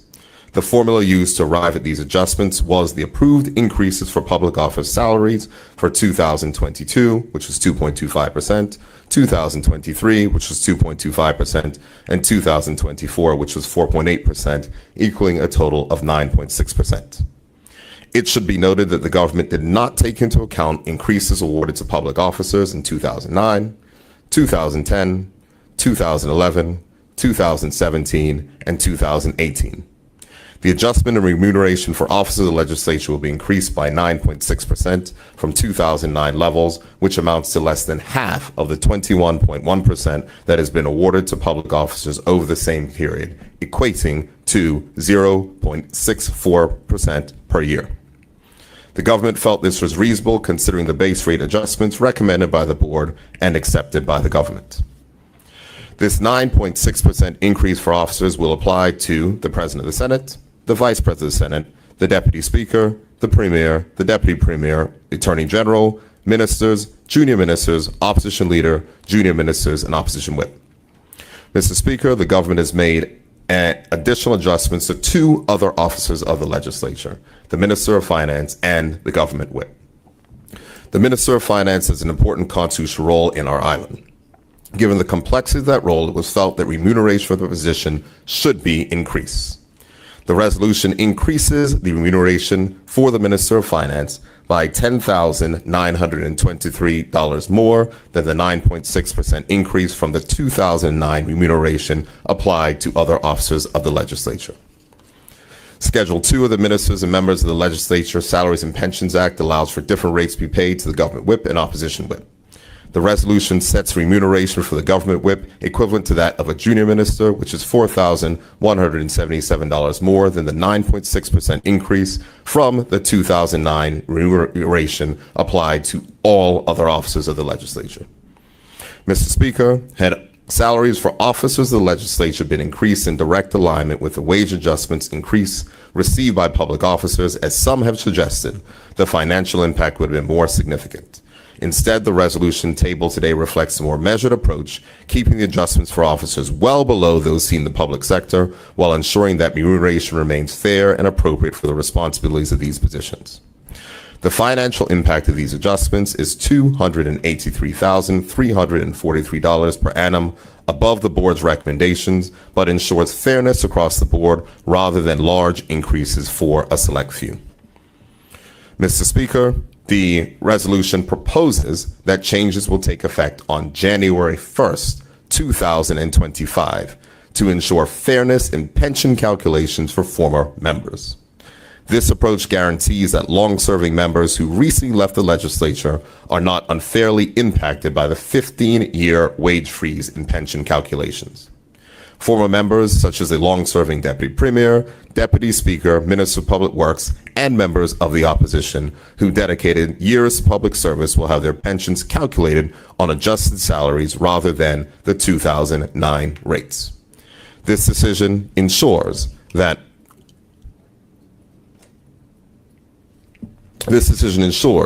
those who have served Bermuda over many years receive fair treatment in retirement in line with reductions for those currently in the legislature. Thank you, Mr. Speaker.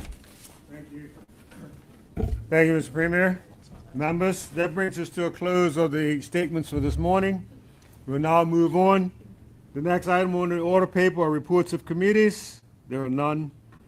That now takes us to the question period for the statements, and the statements this morning are the only thing on the question period. There's no written statements this morning. So we'll start with the first statements that were put Mr. Speaker, forward. I'm sorry to interrupt, if I may.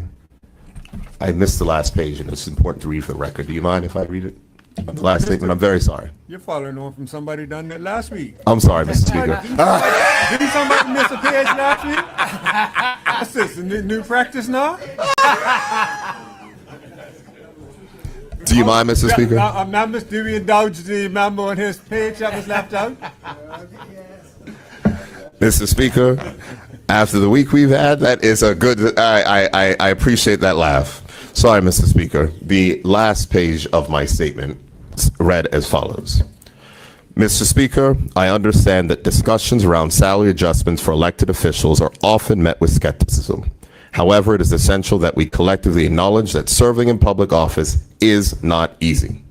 It is a demanding responsibility that requires personal sacrifice. Fair compensation helps to attract and retain individuals with the expertise, dedication, and commitment required to govern efficiently and effectively. These adjustments are not about financial gain, but about fairness and recognition of the evolving role and increasing demands placed on those who serve the people of Bermuda. Thank you, Mr. Speaker. Thank you. Members, the Premier has included his last page. We're now at the question period. I'll note the time and the fact that we will have 60 minutes per normal, and the clock will start with the first question being put. And the first question this morning, Premier, is from your earlier statement, and MP DeCudo would like to put a statement to you. MP? Thank you, Mr. Speaker. As these are my first words in this chamber, I hope you will gently correct me should I make a misstep. Yes. Let me also state for the record, this doesn't constitute his maiden speech. This is part of the question period. Thank you for that, The maiden speech will come if he speaks on any other debate today.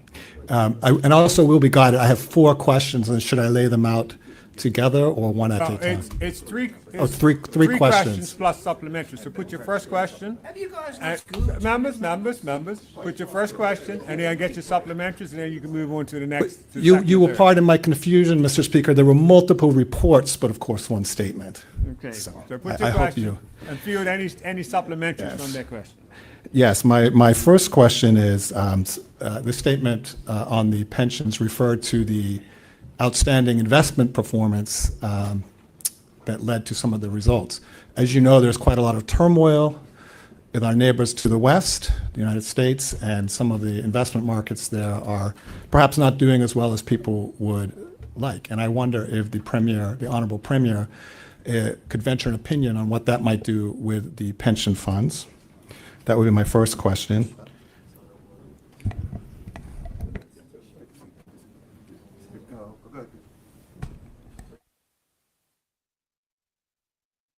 So, Mr. Alpha, you were asking for a direct question or opinion on it?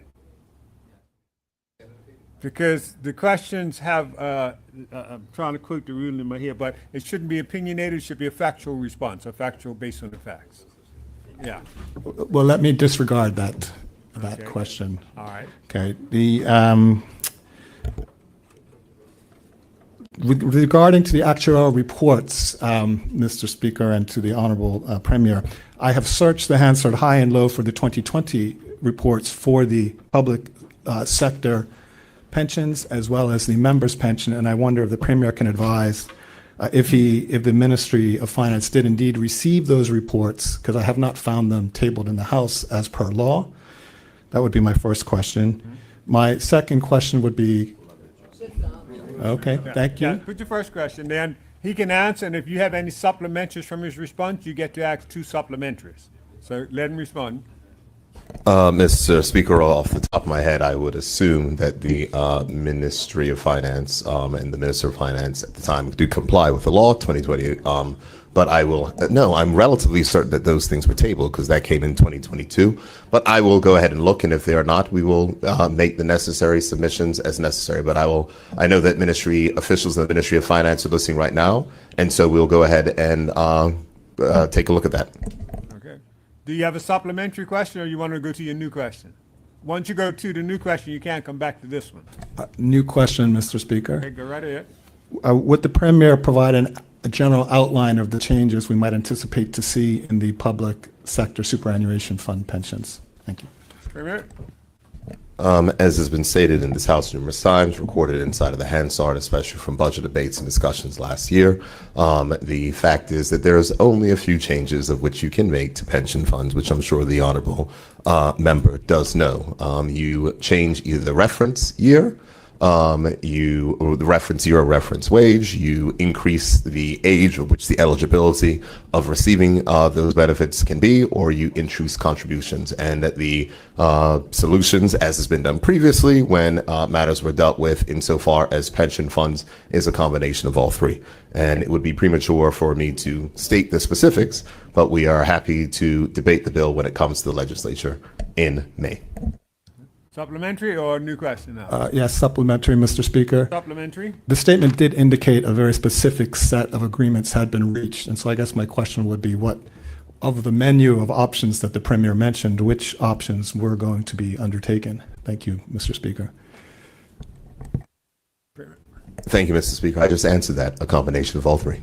All three? Okay. Further supplementary or your third question? Third question? Yes, thank you, Mr. Speaker. You know, the topic of the issues with the pensions has been a well-known topic in this House for at least 5 years on many, many government and opposition statements. And so my question is, can the Premier help us understand why it has taken so long to arrive at the changes needed in the public sector, public servant superannuation fund and the contributory pension fund? Thank you, Mr. Speaker. Premier? Thank you, Mr. Speaker. The government engages in broad and fulsome consultation, and I'm certain that the honorable member is aware of the consultation, which has been outlined in this House on numerous times, probably in the other place where he used to sit, in the public and around these particular matters. When it comes to the matter related to the public sector superannuation fund, and I'm trying to, start off on a good wicket, so I'm going to do my best not to, I guess I would be too parliamentary, but the reality is that governing is more than just press releases and statements. You have to actually get into the details. And the reality is, in an environment where you have to agree with public sector unions in spaces where they may have a reduction in pay, it is important that you reach a middle ground. The Honorable Minister for the Cabinet Office laid out the fact that we have come to an agreement with pay, recognizing so these particular matters can move forward, unless the Honorable Member from the opposition is suggesting that we should make changes to compensate for public officers and reduce public officers' take-home pay. That is not where the government of Bermuda is. Point of so order, we've gone. Mr. Speaker. point of order? He is, Yeah. he's misleading the House as to what I may, the Honorable Mr. Premier is misleading the House as to my intentions and what I may or may not be thinking, to which he has no knowledge. Well, Thank you, well, Mr. Speaker. he was trying to respond. He was okay. Yeah. He was trying to respond with an interpretation of what he perceived it. Go ahead. Mr. Speaker, much to the chagrin of the members of the opposition, they're going to have 19 more months of this, so they better get ready. So here's the thing, Mr. Speaker. Here's the thing, Mr. Speaker. The reality is, Mr. Speaker, that governance is difficult. For the honorable member to say what has taken this long, you have to work through the process. I think the honorable member would welcome the fact that we have an agreement with unions, that we've come to a historic pay agreement, that we're actually going to move and fix the public sector pension funds. And the first fix that we put them on a stable footing since changes were done 20 years ago. This is an accomplishment he has spoken about in numerous spaces. It is something that is particularly important, and I look forward for his support as Shadow Minister of Finance as we move and advance that. And if he wishes a briefing on these particular matters, I'll be happy to arrange one for him. On the matter related to the the contributory pension fund, we do know, as was stated in the consultation, that the changes that were recommended by the committee were significant. There was significant concern in the private sector, there was significant concern in the international business sector, and there was concern in the public sector. That is the reason why, inside of my statement, I stated what came back from that level of consultation is that persons said that we should consider whether or not, combined with some of the increases which may be necessary and other changes, to look to see if there's space to supplement that from revenues from the corporate income tax. We await the report of the Tax Reform Commission, of which the Honorable Shadow Minister was a former member, but those matters, as I addressed my statement, are urgent and will have to be dealt with after PSSF, which is significantly important as it is a direct impact on the consolidated fund, shows up in our balance as a $1.2 billion liability, and is something that is consistently referred to in ratings agencies. We look forward to fixing that particular matter so that that contingent liability can come off of our balance sheet and we can look forward to more favorable ratings from the ratings agencies. Supplementary? Thank you, Mr. Speaker.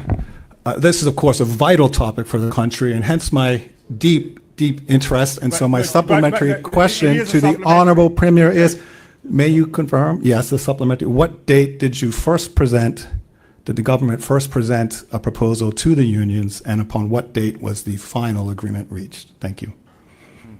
I can assure you I don't know the first date that this was presented off the top of my head, Mr. Speaker, but I'm sure the officials of the Ministry of Finance was taking, but I can say these discussions have been going on for a number of times. These discussions predated my time coming back to the Ministry of Finance. They've been long and ongoing, the work that has been happening, and we've been going back and forth. And so from that particular aspect and instance, I can't give a specific date, but the fact is that we are at a space where we have done the work so we can advance this and move it forward in the interests of the country.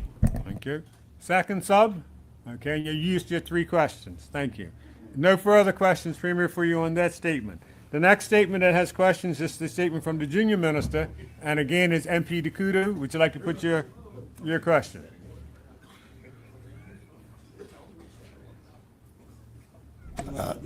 Thank you, Mr. Speaker. Thank you.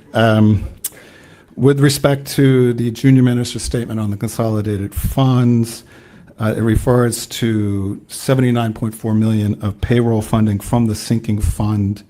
Could we be advised as to why it was required to take those monies from the sinking fund for the payroll? Thank you, Junior Minister. Junior Minister? Mr. Speaker, funds are allowed to be taken out of the sinking fund to be used for other areas. It's allowed right now. Supplementary? Yes, supplementary. My understanding, I'm going to give the context so that he could answer it precisely, Mr. Speaker. My understanding is we passed a law last March that enabled funds to be moved from the sinking fund into other funds. My understanding is that law, the Government Loans Amendment Act, came into effect at the end of last March.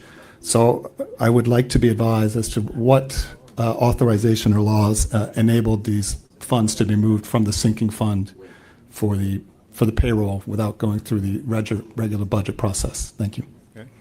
Mr. Speaker, if I may answer. Yes. The honorable member is referring to a different section of law. The matters related to the excess borrowing fund, able to cover deficits, were passed actually by the One Bermuda Alliance when they were in office, and that is under the authority that was done. So sometimes we're talking about payroll, et cetera, and different things. The fact is that sometimes the government cash budget may run low and it gets topped up again, and that is the way that those matters are used from the excess borrowing fund, which is set out inside of the Government Loans Act. So that is the reason, and that is the explanation that we are giving at this point.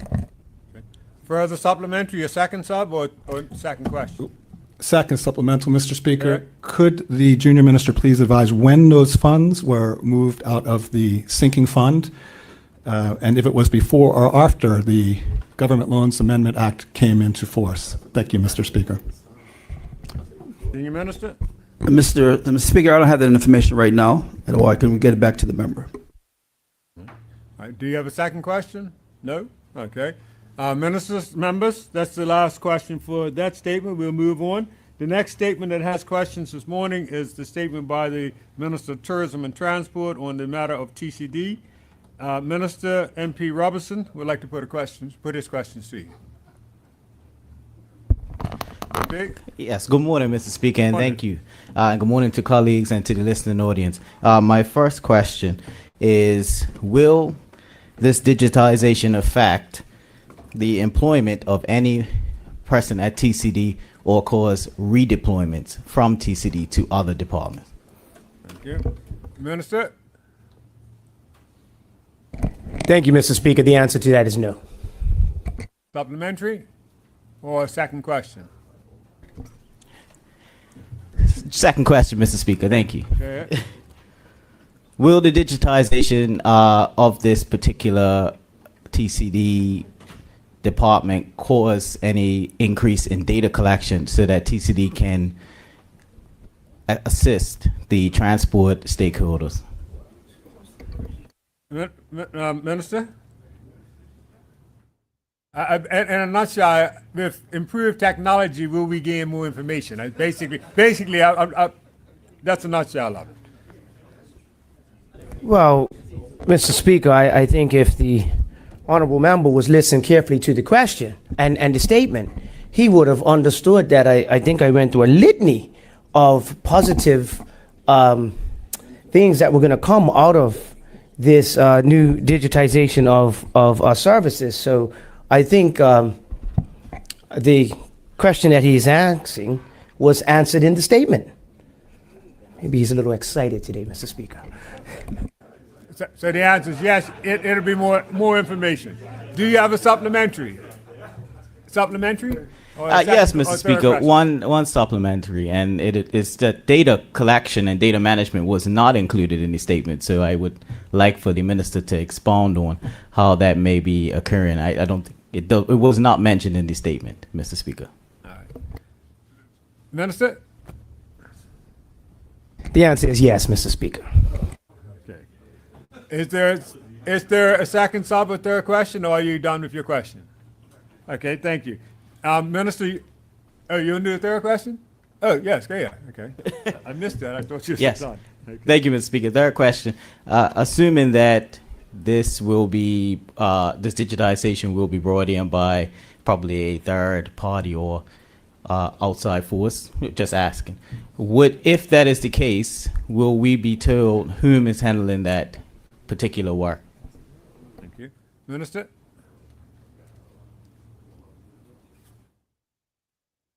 Minister?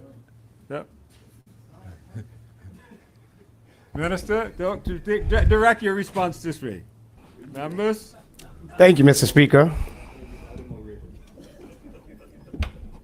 All of the work of this new process will be done internally, Mr. Speaker. Thank you. Thank you. Okay. Supplementary or no sub? Sub?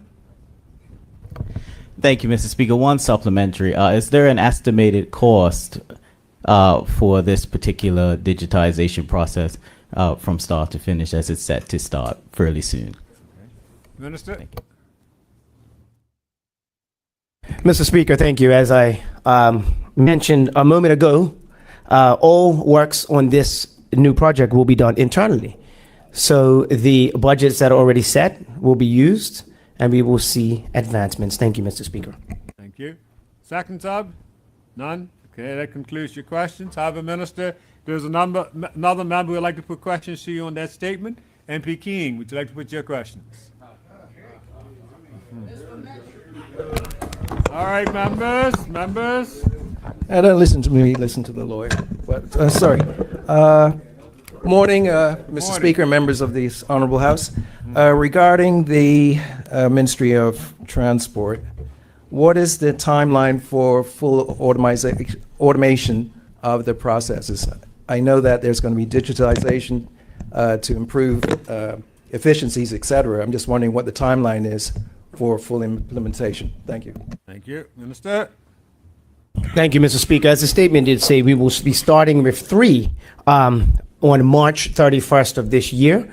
And as we get the 3 up and running, there were 7 more that I did mention in the statement that will come as the year goes on. So we do not have a full completion date, but we will be rolling them out one after the other. But I can tell you definitively that the first 3 will be rolled out as of March 31st. Thank you, Mr. Speaker.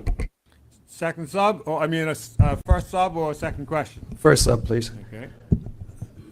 Understanding that there's a strategic plan that would have been drafted, timelines for completion of certain phases would have been projected. I'm wondering what those projected timelines are for full automation. Thank you. Minister? I'm not sure if the member did not hear my answer a minute ago, Mr. Speaker, but I'll repeat it. We will have 3 that will be up and running as of March 31st, and the others will follow subsequently. Thank you, Mr. Speaker. Okay. Second sub or second question? Second question, Mr. Speaker. Go ahead. This question is for the Minister of National Security. Oh, sorry. Oh. No, we're still on. Okay. No problem. Minister of National Security, at least you know you have another question. I have a question coming. How's that? We'll move on to the next statement. The next statement is actually the Minister of National Security in reference to his first statement on the fire review. There's 2 members. The first is the opposition leader. I'll take him, and then we can go to your member afterwards. Opposition leader, would you like to put your question? Yeah, thank you, Mr. Speaker. Just a point of clarification. I had some questions for Honorable Minister Rebane on public salary. Yeah, that's further down. Oh, it's further down? Okay, Yeah, thanks. the Minister of National Security done 2. Yeah, well, originally he was on the order paper ahead of time. That's why I'm doing the first one. So we'll do his first one now. We'll get to his second one at the end of the order paper. His first one was in this order. Thank you, Mr. Speaker.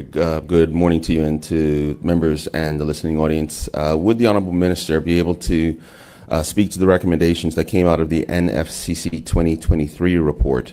He mentioned that the results were used as part of a further exercise, but I'm interested to know what the NFCC findings were. Minister? Thank you, Mr. Speaker. And I think I said in my paper that the results are being reviewed, and once they are finished being reviewed, I would make the findings known. Okay, thank you. Supplementary or second question? Yes, please. What's the Supplementary. Supplementary, Okay, Mr. Speaker. What's the anticipated delivery date for those findings being circulated to Parliament? Minister?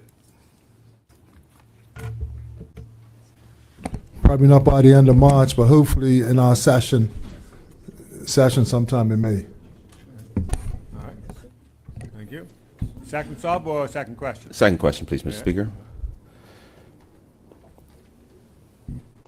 Yes. Actually, Mr. Speaker, I'll move on to when will stakeholders such as public and/or high-risk infrastructure, such as utility docks and ships, as well as frontline personnel, be involved in these review exercises? We haven't heard any mention of that. Minister? Can you clarify that? I don't think none of that was in my statement. Yes, the Honorable Minister had mentioned that persons who were not included as stakeholders during the general election, such as members of parliament. My question was in relation to other stakeholders. Will they be involved? Have they been involved? And this again includes utility operators, dock operators, shipping, etc. Thank you, Mr. Speaker. Thanks for the clarification. Relevant agencies and persons will be involved as is necessary. But the main report was done, and assessment was done by the Constabulary of the UK. So that's the foundational report, and anybody else that needs to be involved will be as the report becomes finalized. Another sub or third question? Any questions for that minister? Thank you, Mr. Speaker. Any questions? Okay. Minister, rather, you have questions from MP King. MP King, would you like to put your question now? Thank you, Mr. Speaker. Would the Honorable Minister of National Security please inform this Honorable House what the timelines are for the implementation of the recommendations of the Fire Service Review? Thank you. Minister? The recommendations for the implementation is pretty well immediate. Once the report is finalized and the recommendations are certain, then we'll go about putting the process of putting those recommendations in place. Supplementary or second question? Supplementary. Yeah. Do we have an anticipated date for the implementation based on information received to date? Thank you. Mr. Speaker, definitely as soon as possible. Thank you. Any more questions? Supplementary or third question? Second question? Second question. Yep. Regarding the youth violence initiative, understanding the increase in violence. That's going on to the next statement. Yeah, That's going on to the next statement. Yeah. No problem. We'll move on. So there's no further questions on this statement. Members, the next statement that has questions is the statement by the Minister of Economy and Labour in reference to the Employment Amendment, and MP Campbell would like to put questions to you, Minister. MP Campbell, you have the floor. Thank you, Mr. Speaker. Mr. Speaker, I'd like to ask the Honorable Minister whether the end results of this, just for clarity for the public's sake, will result in money owed to employees, or is he just rectifying something that was brought to the attention of his ministry that was causing a problem? Minister? Mr. Speaker, the intention of the amendment is to ensure that every employee who receives a gratuity receives a minimum of $16.40 for statutory leave. What happened inadvertently when we put the act forward, the act did not exclude gratuities, which meant in the total calculation, one could have moved from being paid a base rate on statutory leave of $5.75 up to almost $25 if you include gratuities. But it was always the intention of the ministry and the LAC that the base would be $16.40. As a result of that, there could have been where employers would have paid an employee higher than the $16.40 based off of the interpretation of the law. Now that we're clarifying it to ensure that the $16.40 is the appropriate rate that should be paid when factoring in gratuities. As a result of that, the Act is actually saying that if an employee was paid above the $16.40 for the period of time in which the law came into effect, then the employee does not have to reimburse the employer. I don't think there will be a case where the employer has paid less than what they were actually due in this particular circumstance. Thank you. Supplementary or new question? Yes, go ahead. Supplemental, Mr. Speaker. So in the instance, it appears, Minister, that the employer may have paid more than they should have. Will the employer be required to recalculate payroll for the period in question? And will there be any refunds or credits offered to the employer for payroll tax and any other percentage-based deductions? Minister? In actual fact, how the law is written, the employer wouldn't have paid more than they were due according to law. It was a misinterpretation in terms of the intention of the law. And as a result of that, to head off this challenge, we reconvened the LAC meeting many months ago to clarify this with employers. All of the major employers, I had sent a letter where they pay their staff gratuitous. I had sent letters also to members of the Chamber of Commerce for those that wouldn't have been naturally part of the LAC or part of the Hotel Association or restaurant divisions to clarify this particular matter, and we all came to a consensus that we will operate according to the intention of law until the law was rectified. Thank you. Further sub or new question? Yes, supplemental. Supplemental? Yes. So as of the 1st of March, Minister, 2024, at what point was it flagged? And was it flagged by the employer or the employee or another entity? Minister? Actually, it was a combination of both. And I wouldn't say where it was actually flagged. What we assumed in terms of intention, it was a natural bridge to the minimum wage order. However, because gratuitous were never defined separately from tips, the only thing that was included in law was tips. Once we separately defined gratuitous, a kind of pull gratuitous out of the definition of tips, created a new definition, and therein lies where the challenge came, because the order referred to gratuitous. You would know that we amended the legislation for the tips and gratuitous amendments to the Employment Act. We actually created a new definition of other gratuitous, and that is when the challenge actually arose. Because now that we carved out gratuitous from tips, it removed the exclusion from the calculation of statutory leave. Okay. Supplementary? Yeah, okay, next question. Yep. One final question, Mr. Speaker, is we have had a number of revisions to clarify matters as it pertains to the $16.40 in certain circumstances. Does the minister feel that guidance notes or additional training sessions for employers would be will help this situation? Minister?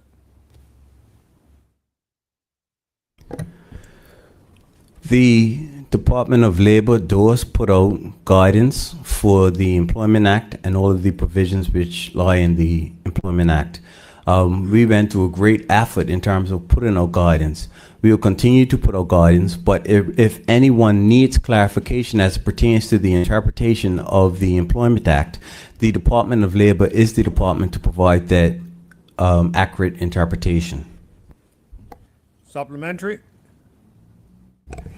No, thank you. I thank the minister Okay, for no his, further for his questions? responses. Thank you. Minister, that was the only questions that were listed for that statement. However, your next statement also has questions, and that's from MP Campbell again. MP Campbell, on the second statement. Thank you, Mr. Speaker. I would like to ask the minister, as it relates to nationals of Trinidad and Tobago, particularly those who are here in Bermuda working, there's been provided a 6-week transition period. Just for clarity, will the nationals who are working here from Trinidad and Tobago, will they have to leave Bermuda before the end of the transition period to obtain the necessary visa, or is there some other provision going to be made for them to obtain the visa without leaving Bermuda? Yes, sir. Mr. Speaker, as indicated in the statement, we're going to provide full guidance to nationals from Trinidad and Tobago who may not possess a visa who are currently in Bermuda. Why I did not provide the clarity in this statement is because ongoing conversations with the United Kingdom are ongoing to determine whether or not there will be a pathway so that we do not interrupt our labor supply or residents and visitors who are currently here. Thank you. Supplementary or new question? Supplementary. As it relates under the same purview or area, as it relates to visitors, they will definitely be required to leave, or will they be required to leave before the end of the transition period? Again, just for clarity for the public. Minister? I have sought to indicate that we will provide full guidance. I appreciate the questions that are coming from the opposition member, and the guidance that we will provide clear, concise answers to the questions that is currently providing. However, I think it would be premature for me to provide those answers when we're still having conversations on the way forward. Second sub or second question? Second supplemental, that guidance that the minister has mentioned, will that be in person or via email or a combination? Yes, sir. It will be through public notification. Second question?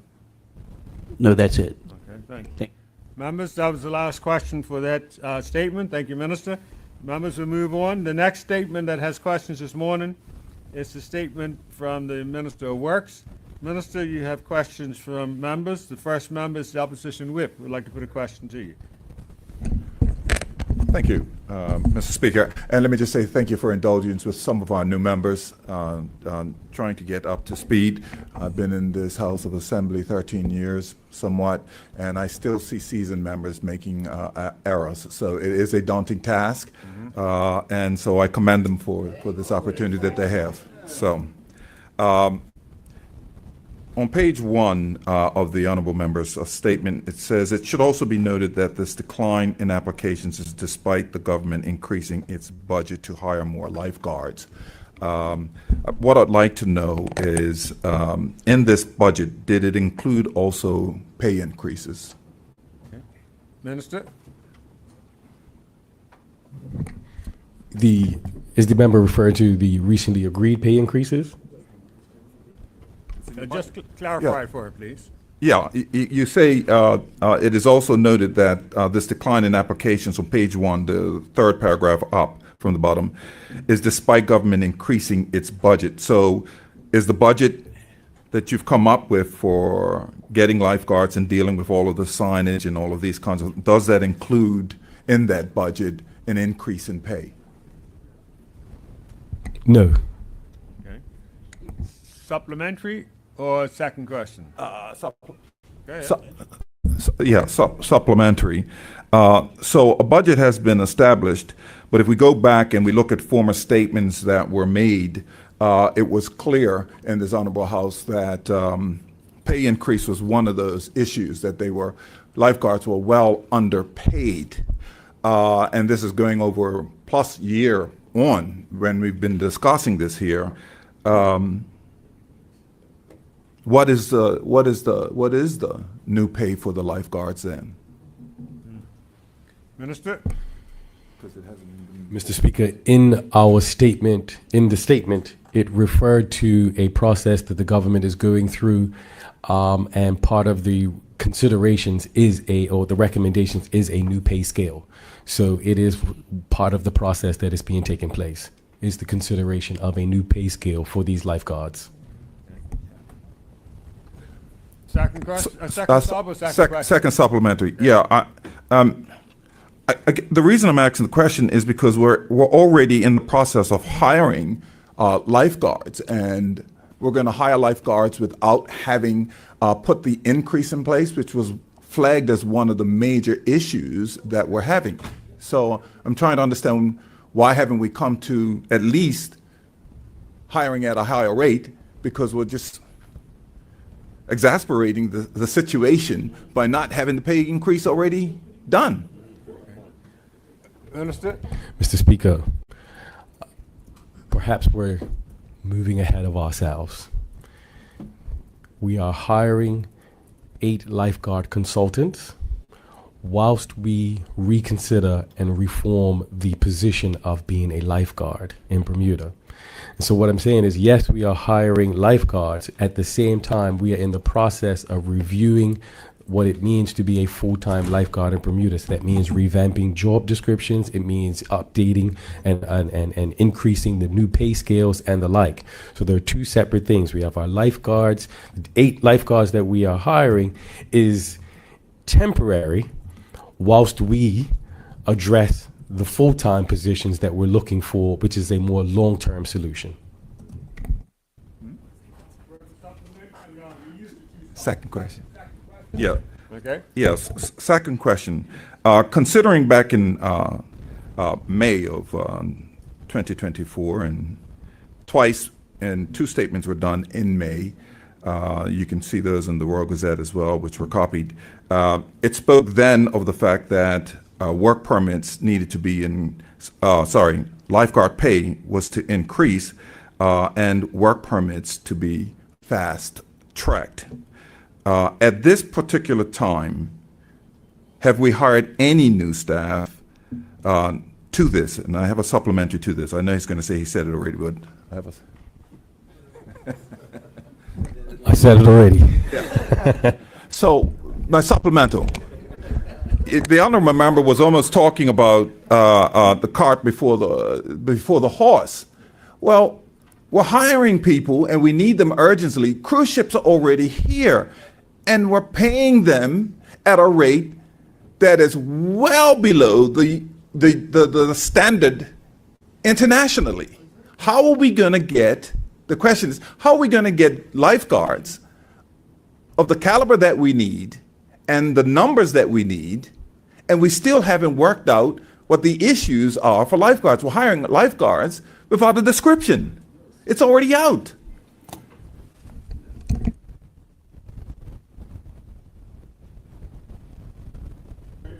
No, Mr. Speaker, I'm with you. I'm not even quite sure if that was a question. I welcome the member to rephrase and put it into a better question. At this point, how are we hiring? Sorry, Mr. Speaker. At this point, how are we able to hire new employees, new lifeguards, when we still don't even have a proper description or pay rate for them? All right. Mr. Speaker, again, there are 2 separate things. The lifeguards that we are currently hiring have so that we're clear, the lifeguards that we are taking on a long-term description will have a job description. The 8 that we are referring to, that we are hiring now, if you recall, I'm calling them consultant lifeguards. So they are consultants.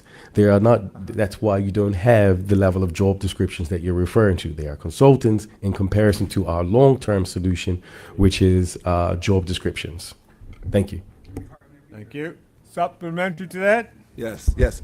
So just to be clear, and I know the honorable member, I respect him, and I know he's doing a good job to try and explain. So then, are we saying that we have employed these new recruits, consultants? Are we paying those consultants at a different rate than what we were paying before we made them consultants? They were actual lifeguards. What's the difference? Yeah. So, first, let me be clear. We are in the process of hiring. They are not being hired yet. We're not paying anyone anything yet. In fact, I believe that the advertisement went out today for that particular position. So we recognize there is a gap. We recognize there is a gap. We are hiring these individuals to sustain us so that we are ready for the season whilst we establish a more long-term position in terms of with our long-term and full-time lifeguards. At the same rate, the consultants. The new ones in comparison to current, or, sorry, I think we're doing a bit of back and forth. Yeah. Just for clarification, I'm trying to understand, so the consultants are being paid at the normal rate at this time, as of what was established before? Because that's one of the biggest problems of getting people. That should have been fixed. The consultants are actually, they're being paid a higher rate. They're being paid a higher rate whilst if that's the answer, yes, they are being paid a higher rate. Okay. Thank you. Any further questions? No further questions? I'm good. You're good? I'll ask Okay. them. Minister, you also have questions that we'd like to put to you from MP King. MP King? Thank you, Mr. Speaker. Yes, go right I'm ahead. encouraged by the efforts to improve safety on Bermuda's beaches, and I'm wondering about the strategic plan regarding the lifeguards that you're hiring. Excellent. In the meantime, has provision been made for netting and safety equipment being stationed at the beaches to improve safety before and after the lifeguards have been hired? Thank you. Minister?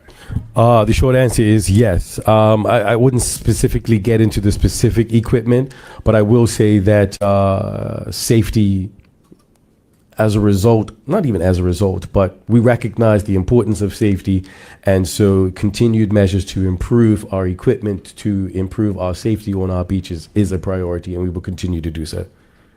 Thank you. Okay. Supplementary? Supplemental, Mr. Speaker? Yes. Thank you, Mr. Speaker. Given the Honourable Minister's comments, can the Honourable Minister confirm if there are lifeguards in situ now for the March 2025 cruise ships, and will there be in April 2025 as well, given that there will be 33 or so visits in April from cruise ships? Thank you, Mr. Speaker. Minister?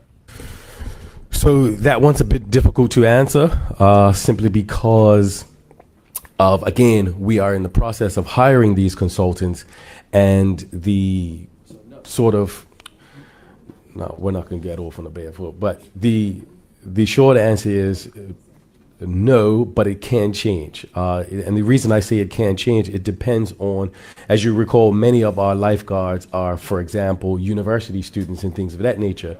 So these university students may, by all intents and purposes, be able to come home a lot sooner than they currently predict. So the answer is no, but the answer can be yes. It just depends.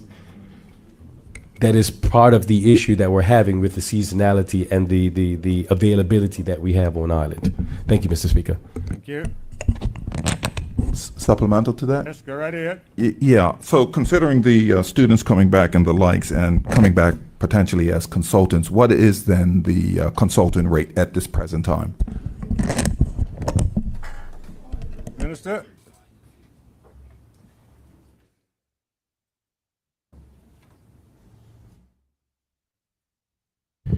The consultant rate at this time is $30.60 an hour.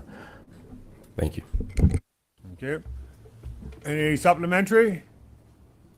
No supplementary? Okay.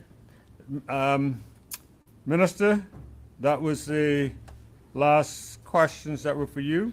We'll move on. The next statement has questions, a statement from the Minister of the Cabinet in reference to the salary uplift for public workers, officers rather, and the question is from the opposition leader and others. Opposition leader, would you like to put your question now? Thank you, Mr. Speaker. you. Would the Honorable Minister be able to describe the financial impact assessment that's been done on the long-term costs for the new compensation arrangements?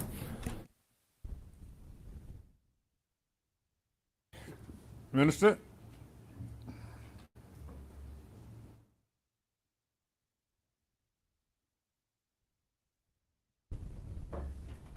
Mr. Speaker, I will try to answer for the Minister of the Cabinet Office. I don't have those exact figures. If they were not covered in the statement, but I think it's important to note that they are variable. I think as the Minister outlined, the long-term thing is difficult to impact as this is going to be inflation index as well. So there are some set portions in it, but we do not know how much GHI will need to change in the future. We know that PSSF is set for be a 2% increase over a 3-year period in order to balance the matter. So we understand that.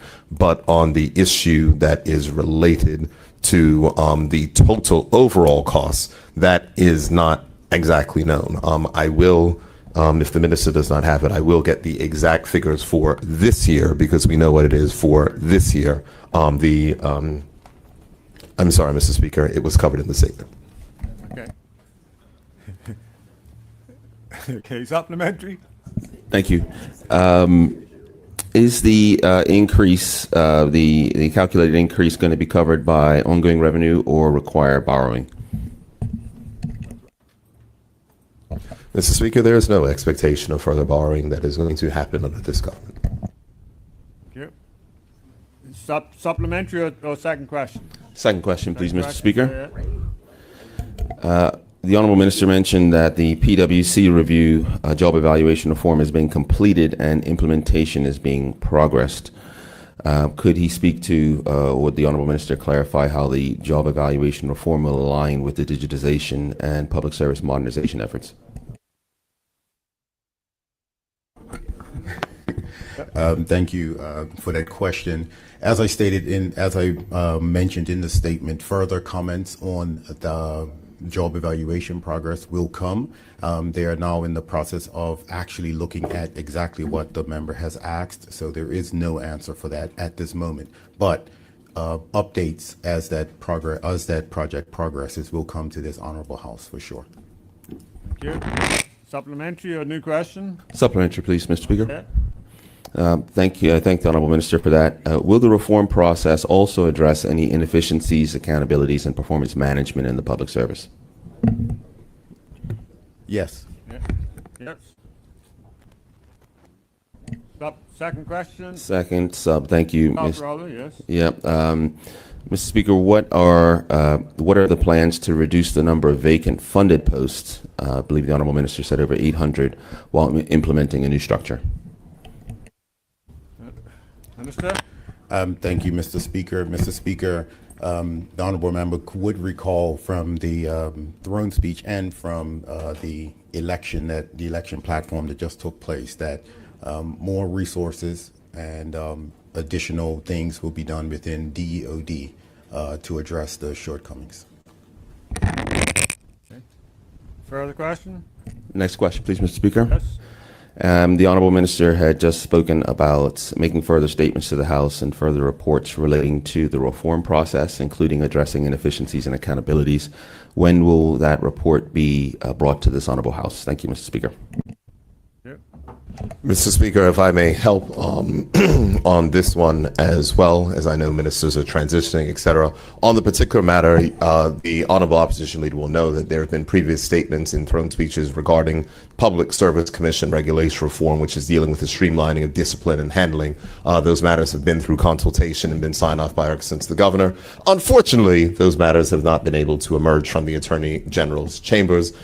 They are well overdue, and we are looking forward to them. And I'm happy to arrange a briefing for the opposition leader to understand the changes to the Public Service Commission regulations, as he does have an appointment sharing role with me on that. And I'm happy to have the draft changes which the cabinet has approved, which are progressing.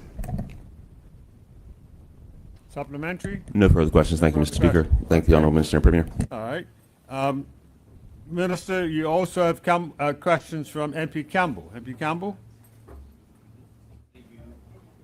Thank you, Mr. Speaker. I would like to ask the Honorable Minister were the agreed increases anticipated and therefore included in the, or accounted for in the pre-budget report?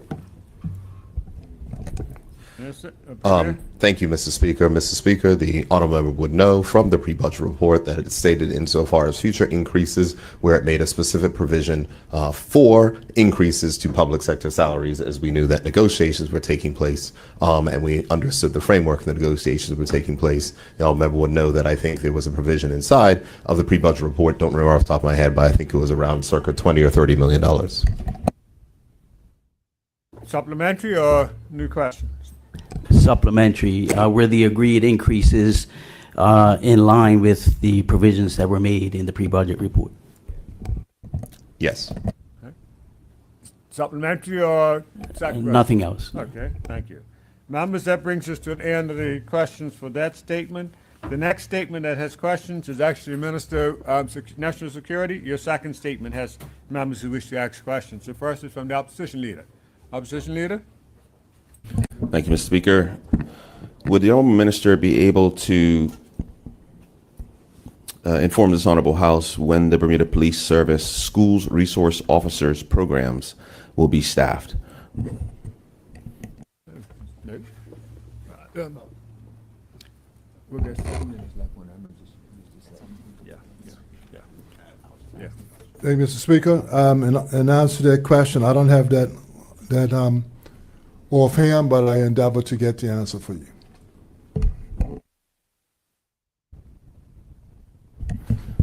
And member. Second question, please, Mr. Speaker. Yes. Are the security arrangements at all of the schools being reviewed at this time?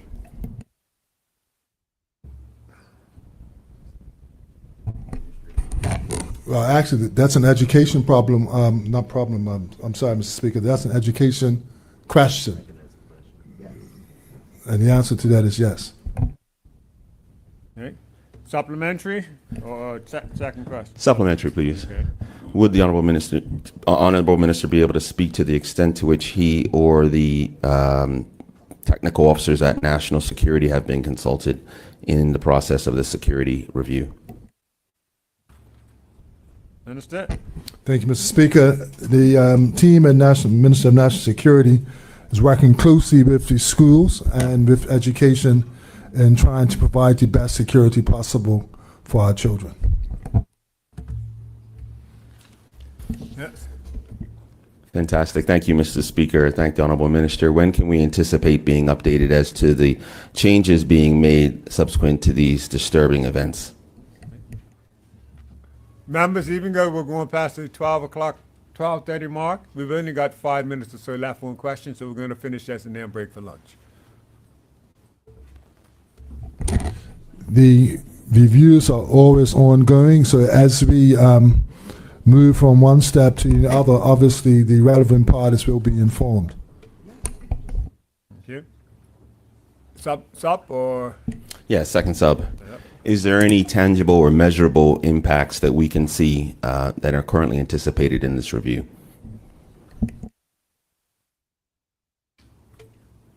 Well, the measurable impacts, hopefully, Mr. Speaker, would be less school disturbances by our children. Thank you. And that was all your subs and. That was perfect. Thank you, Mr. Speaker. Okay, all right, good. MP King, would you like to put your questions in the 4 minutes that we have left? Thank you, Mr. Speaker. And following on for what was said earlier, do we have a timeline on when these new protocols will be put in place to address the increase in youth violence? Thank you. Mr. Speaker, can I get clarity on that as to what protocols are we speaking about? Could you provide the clarity for him? Thank you. Sure.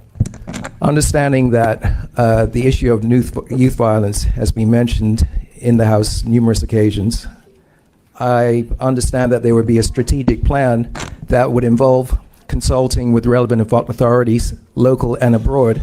And with that in mind, the same way that the fire service had a review with persons coming over, there would have been some recommendations that had been made as part of the national strategy and implementation dates for completion of said phases. Thank you for that, Mr. Speaker. If I could be, hopefully be helpful to the honorable member. The National Anti-Violence Strategy we started implementing it in 2024, which is last November, and it's constantly being implemented, and our teams are there on the ground and fighting and trying to do our best to decrease in have a decrease in the youth violence that we are experiencing. So those protocols are in place, and they are constantly being reviewed to make them more and more effective. I do.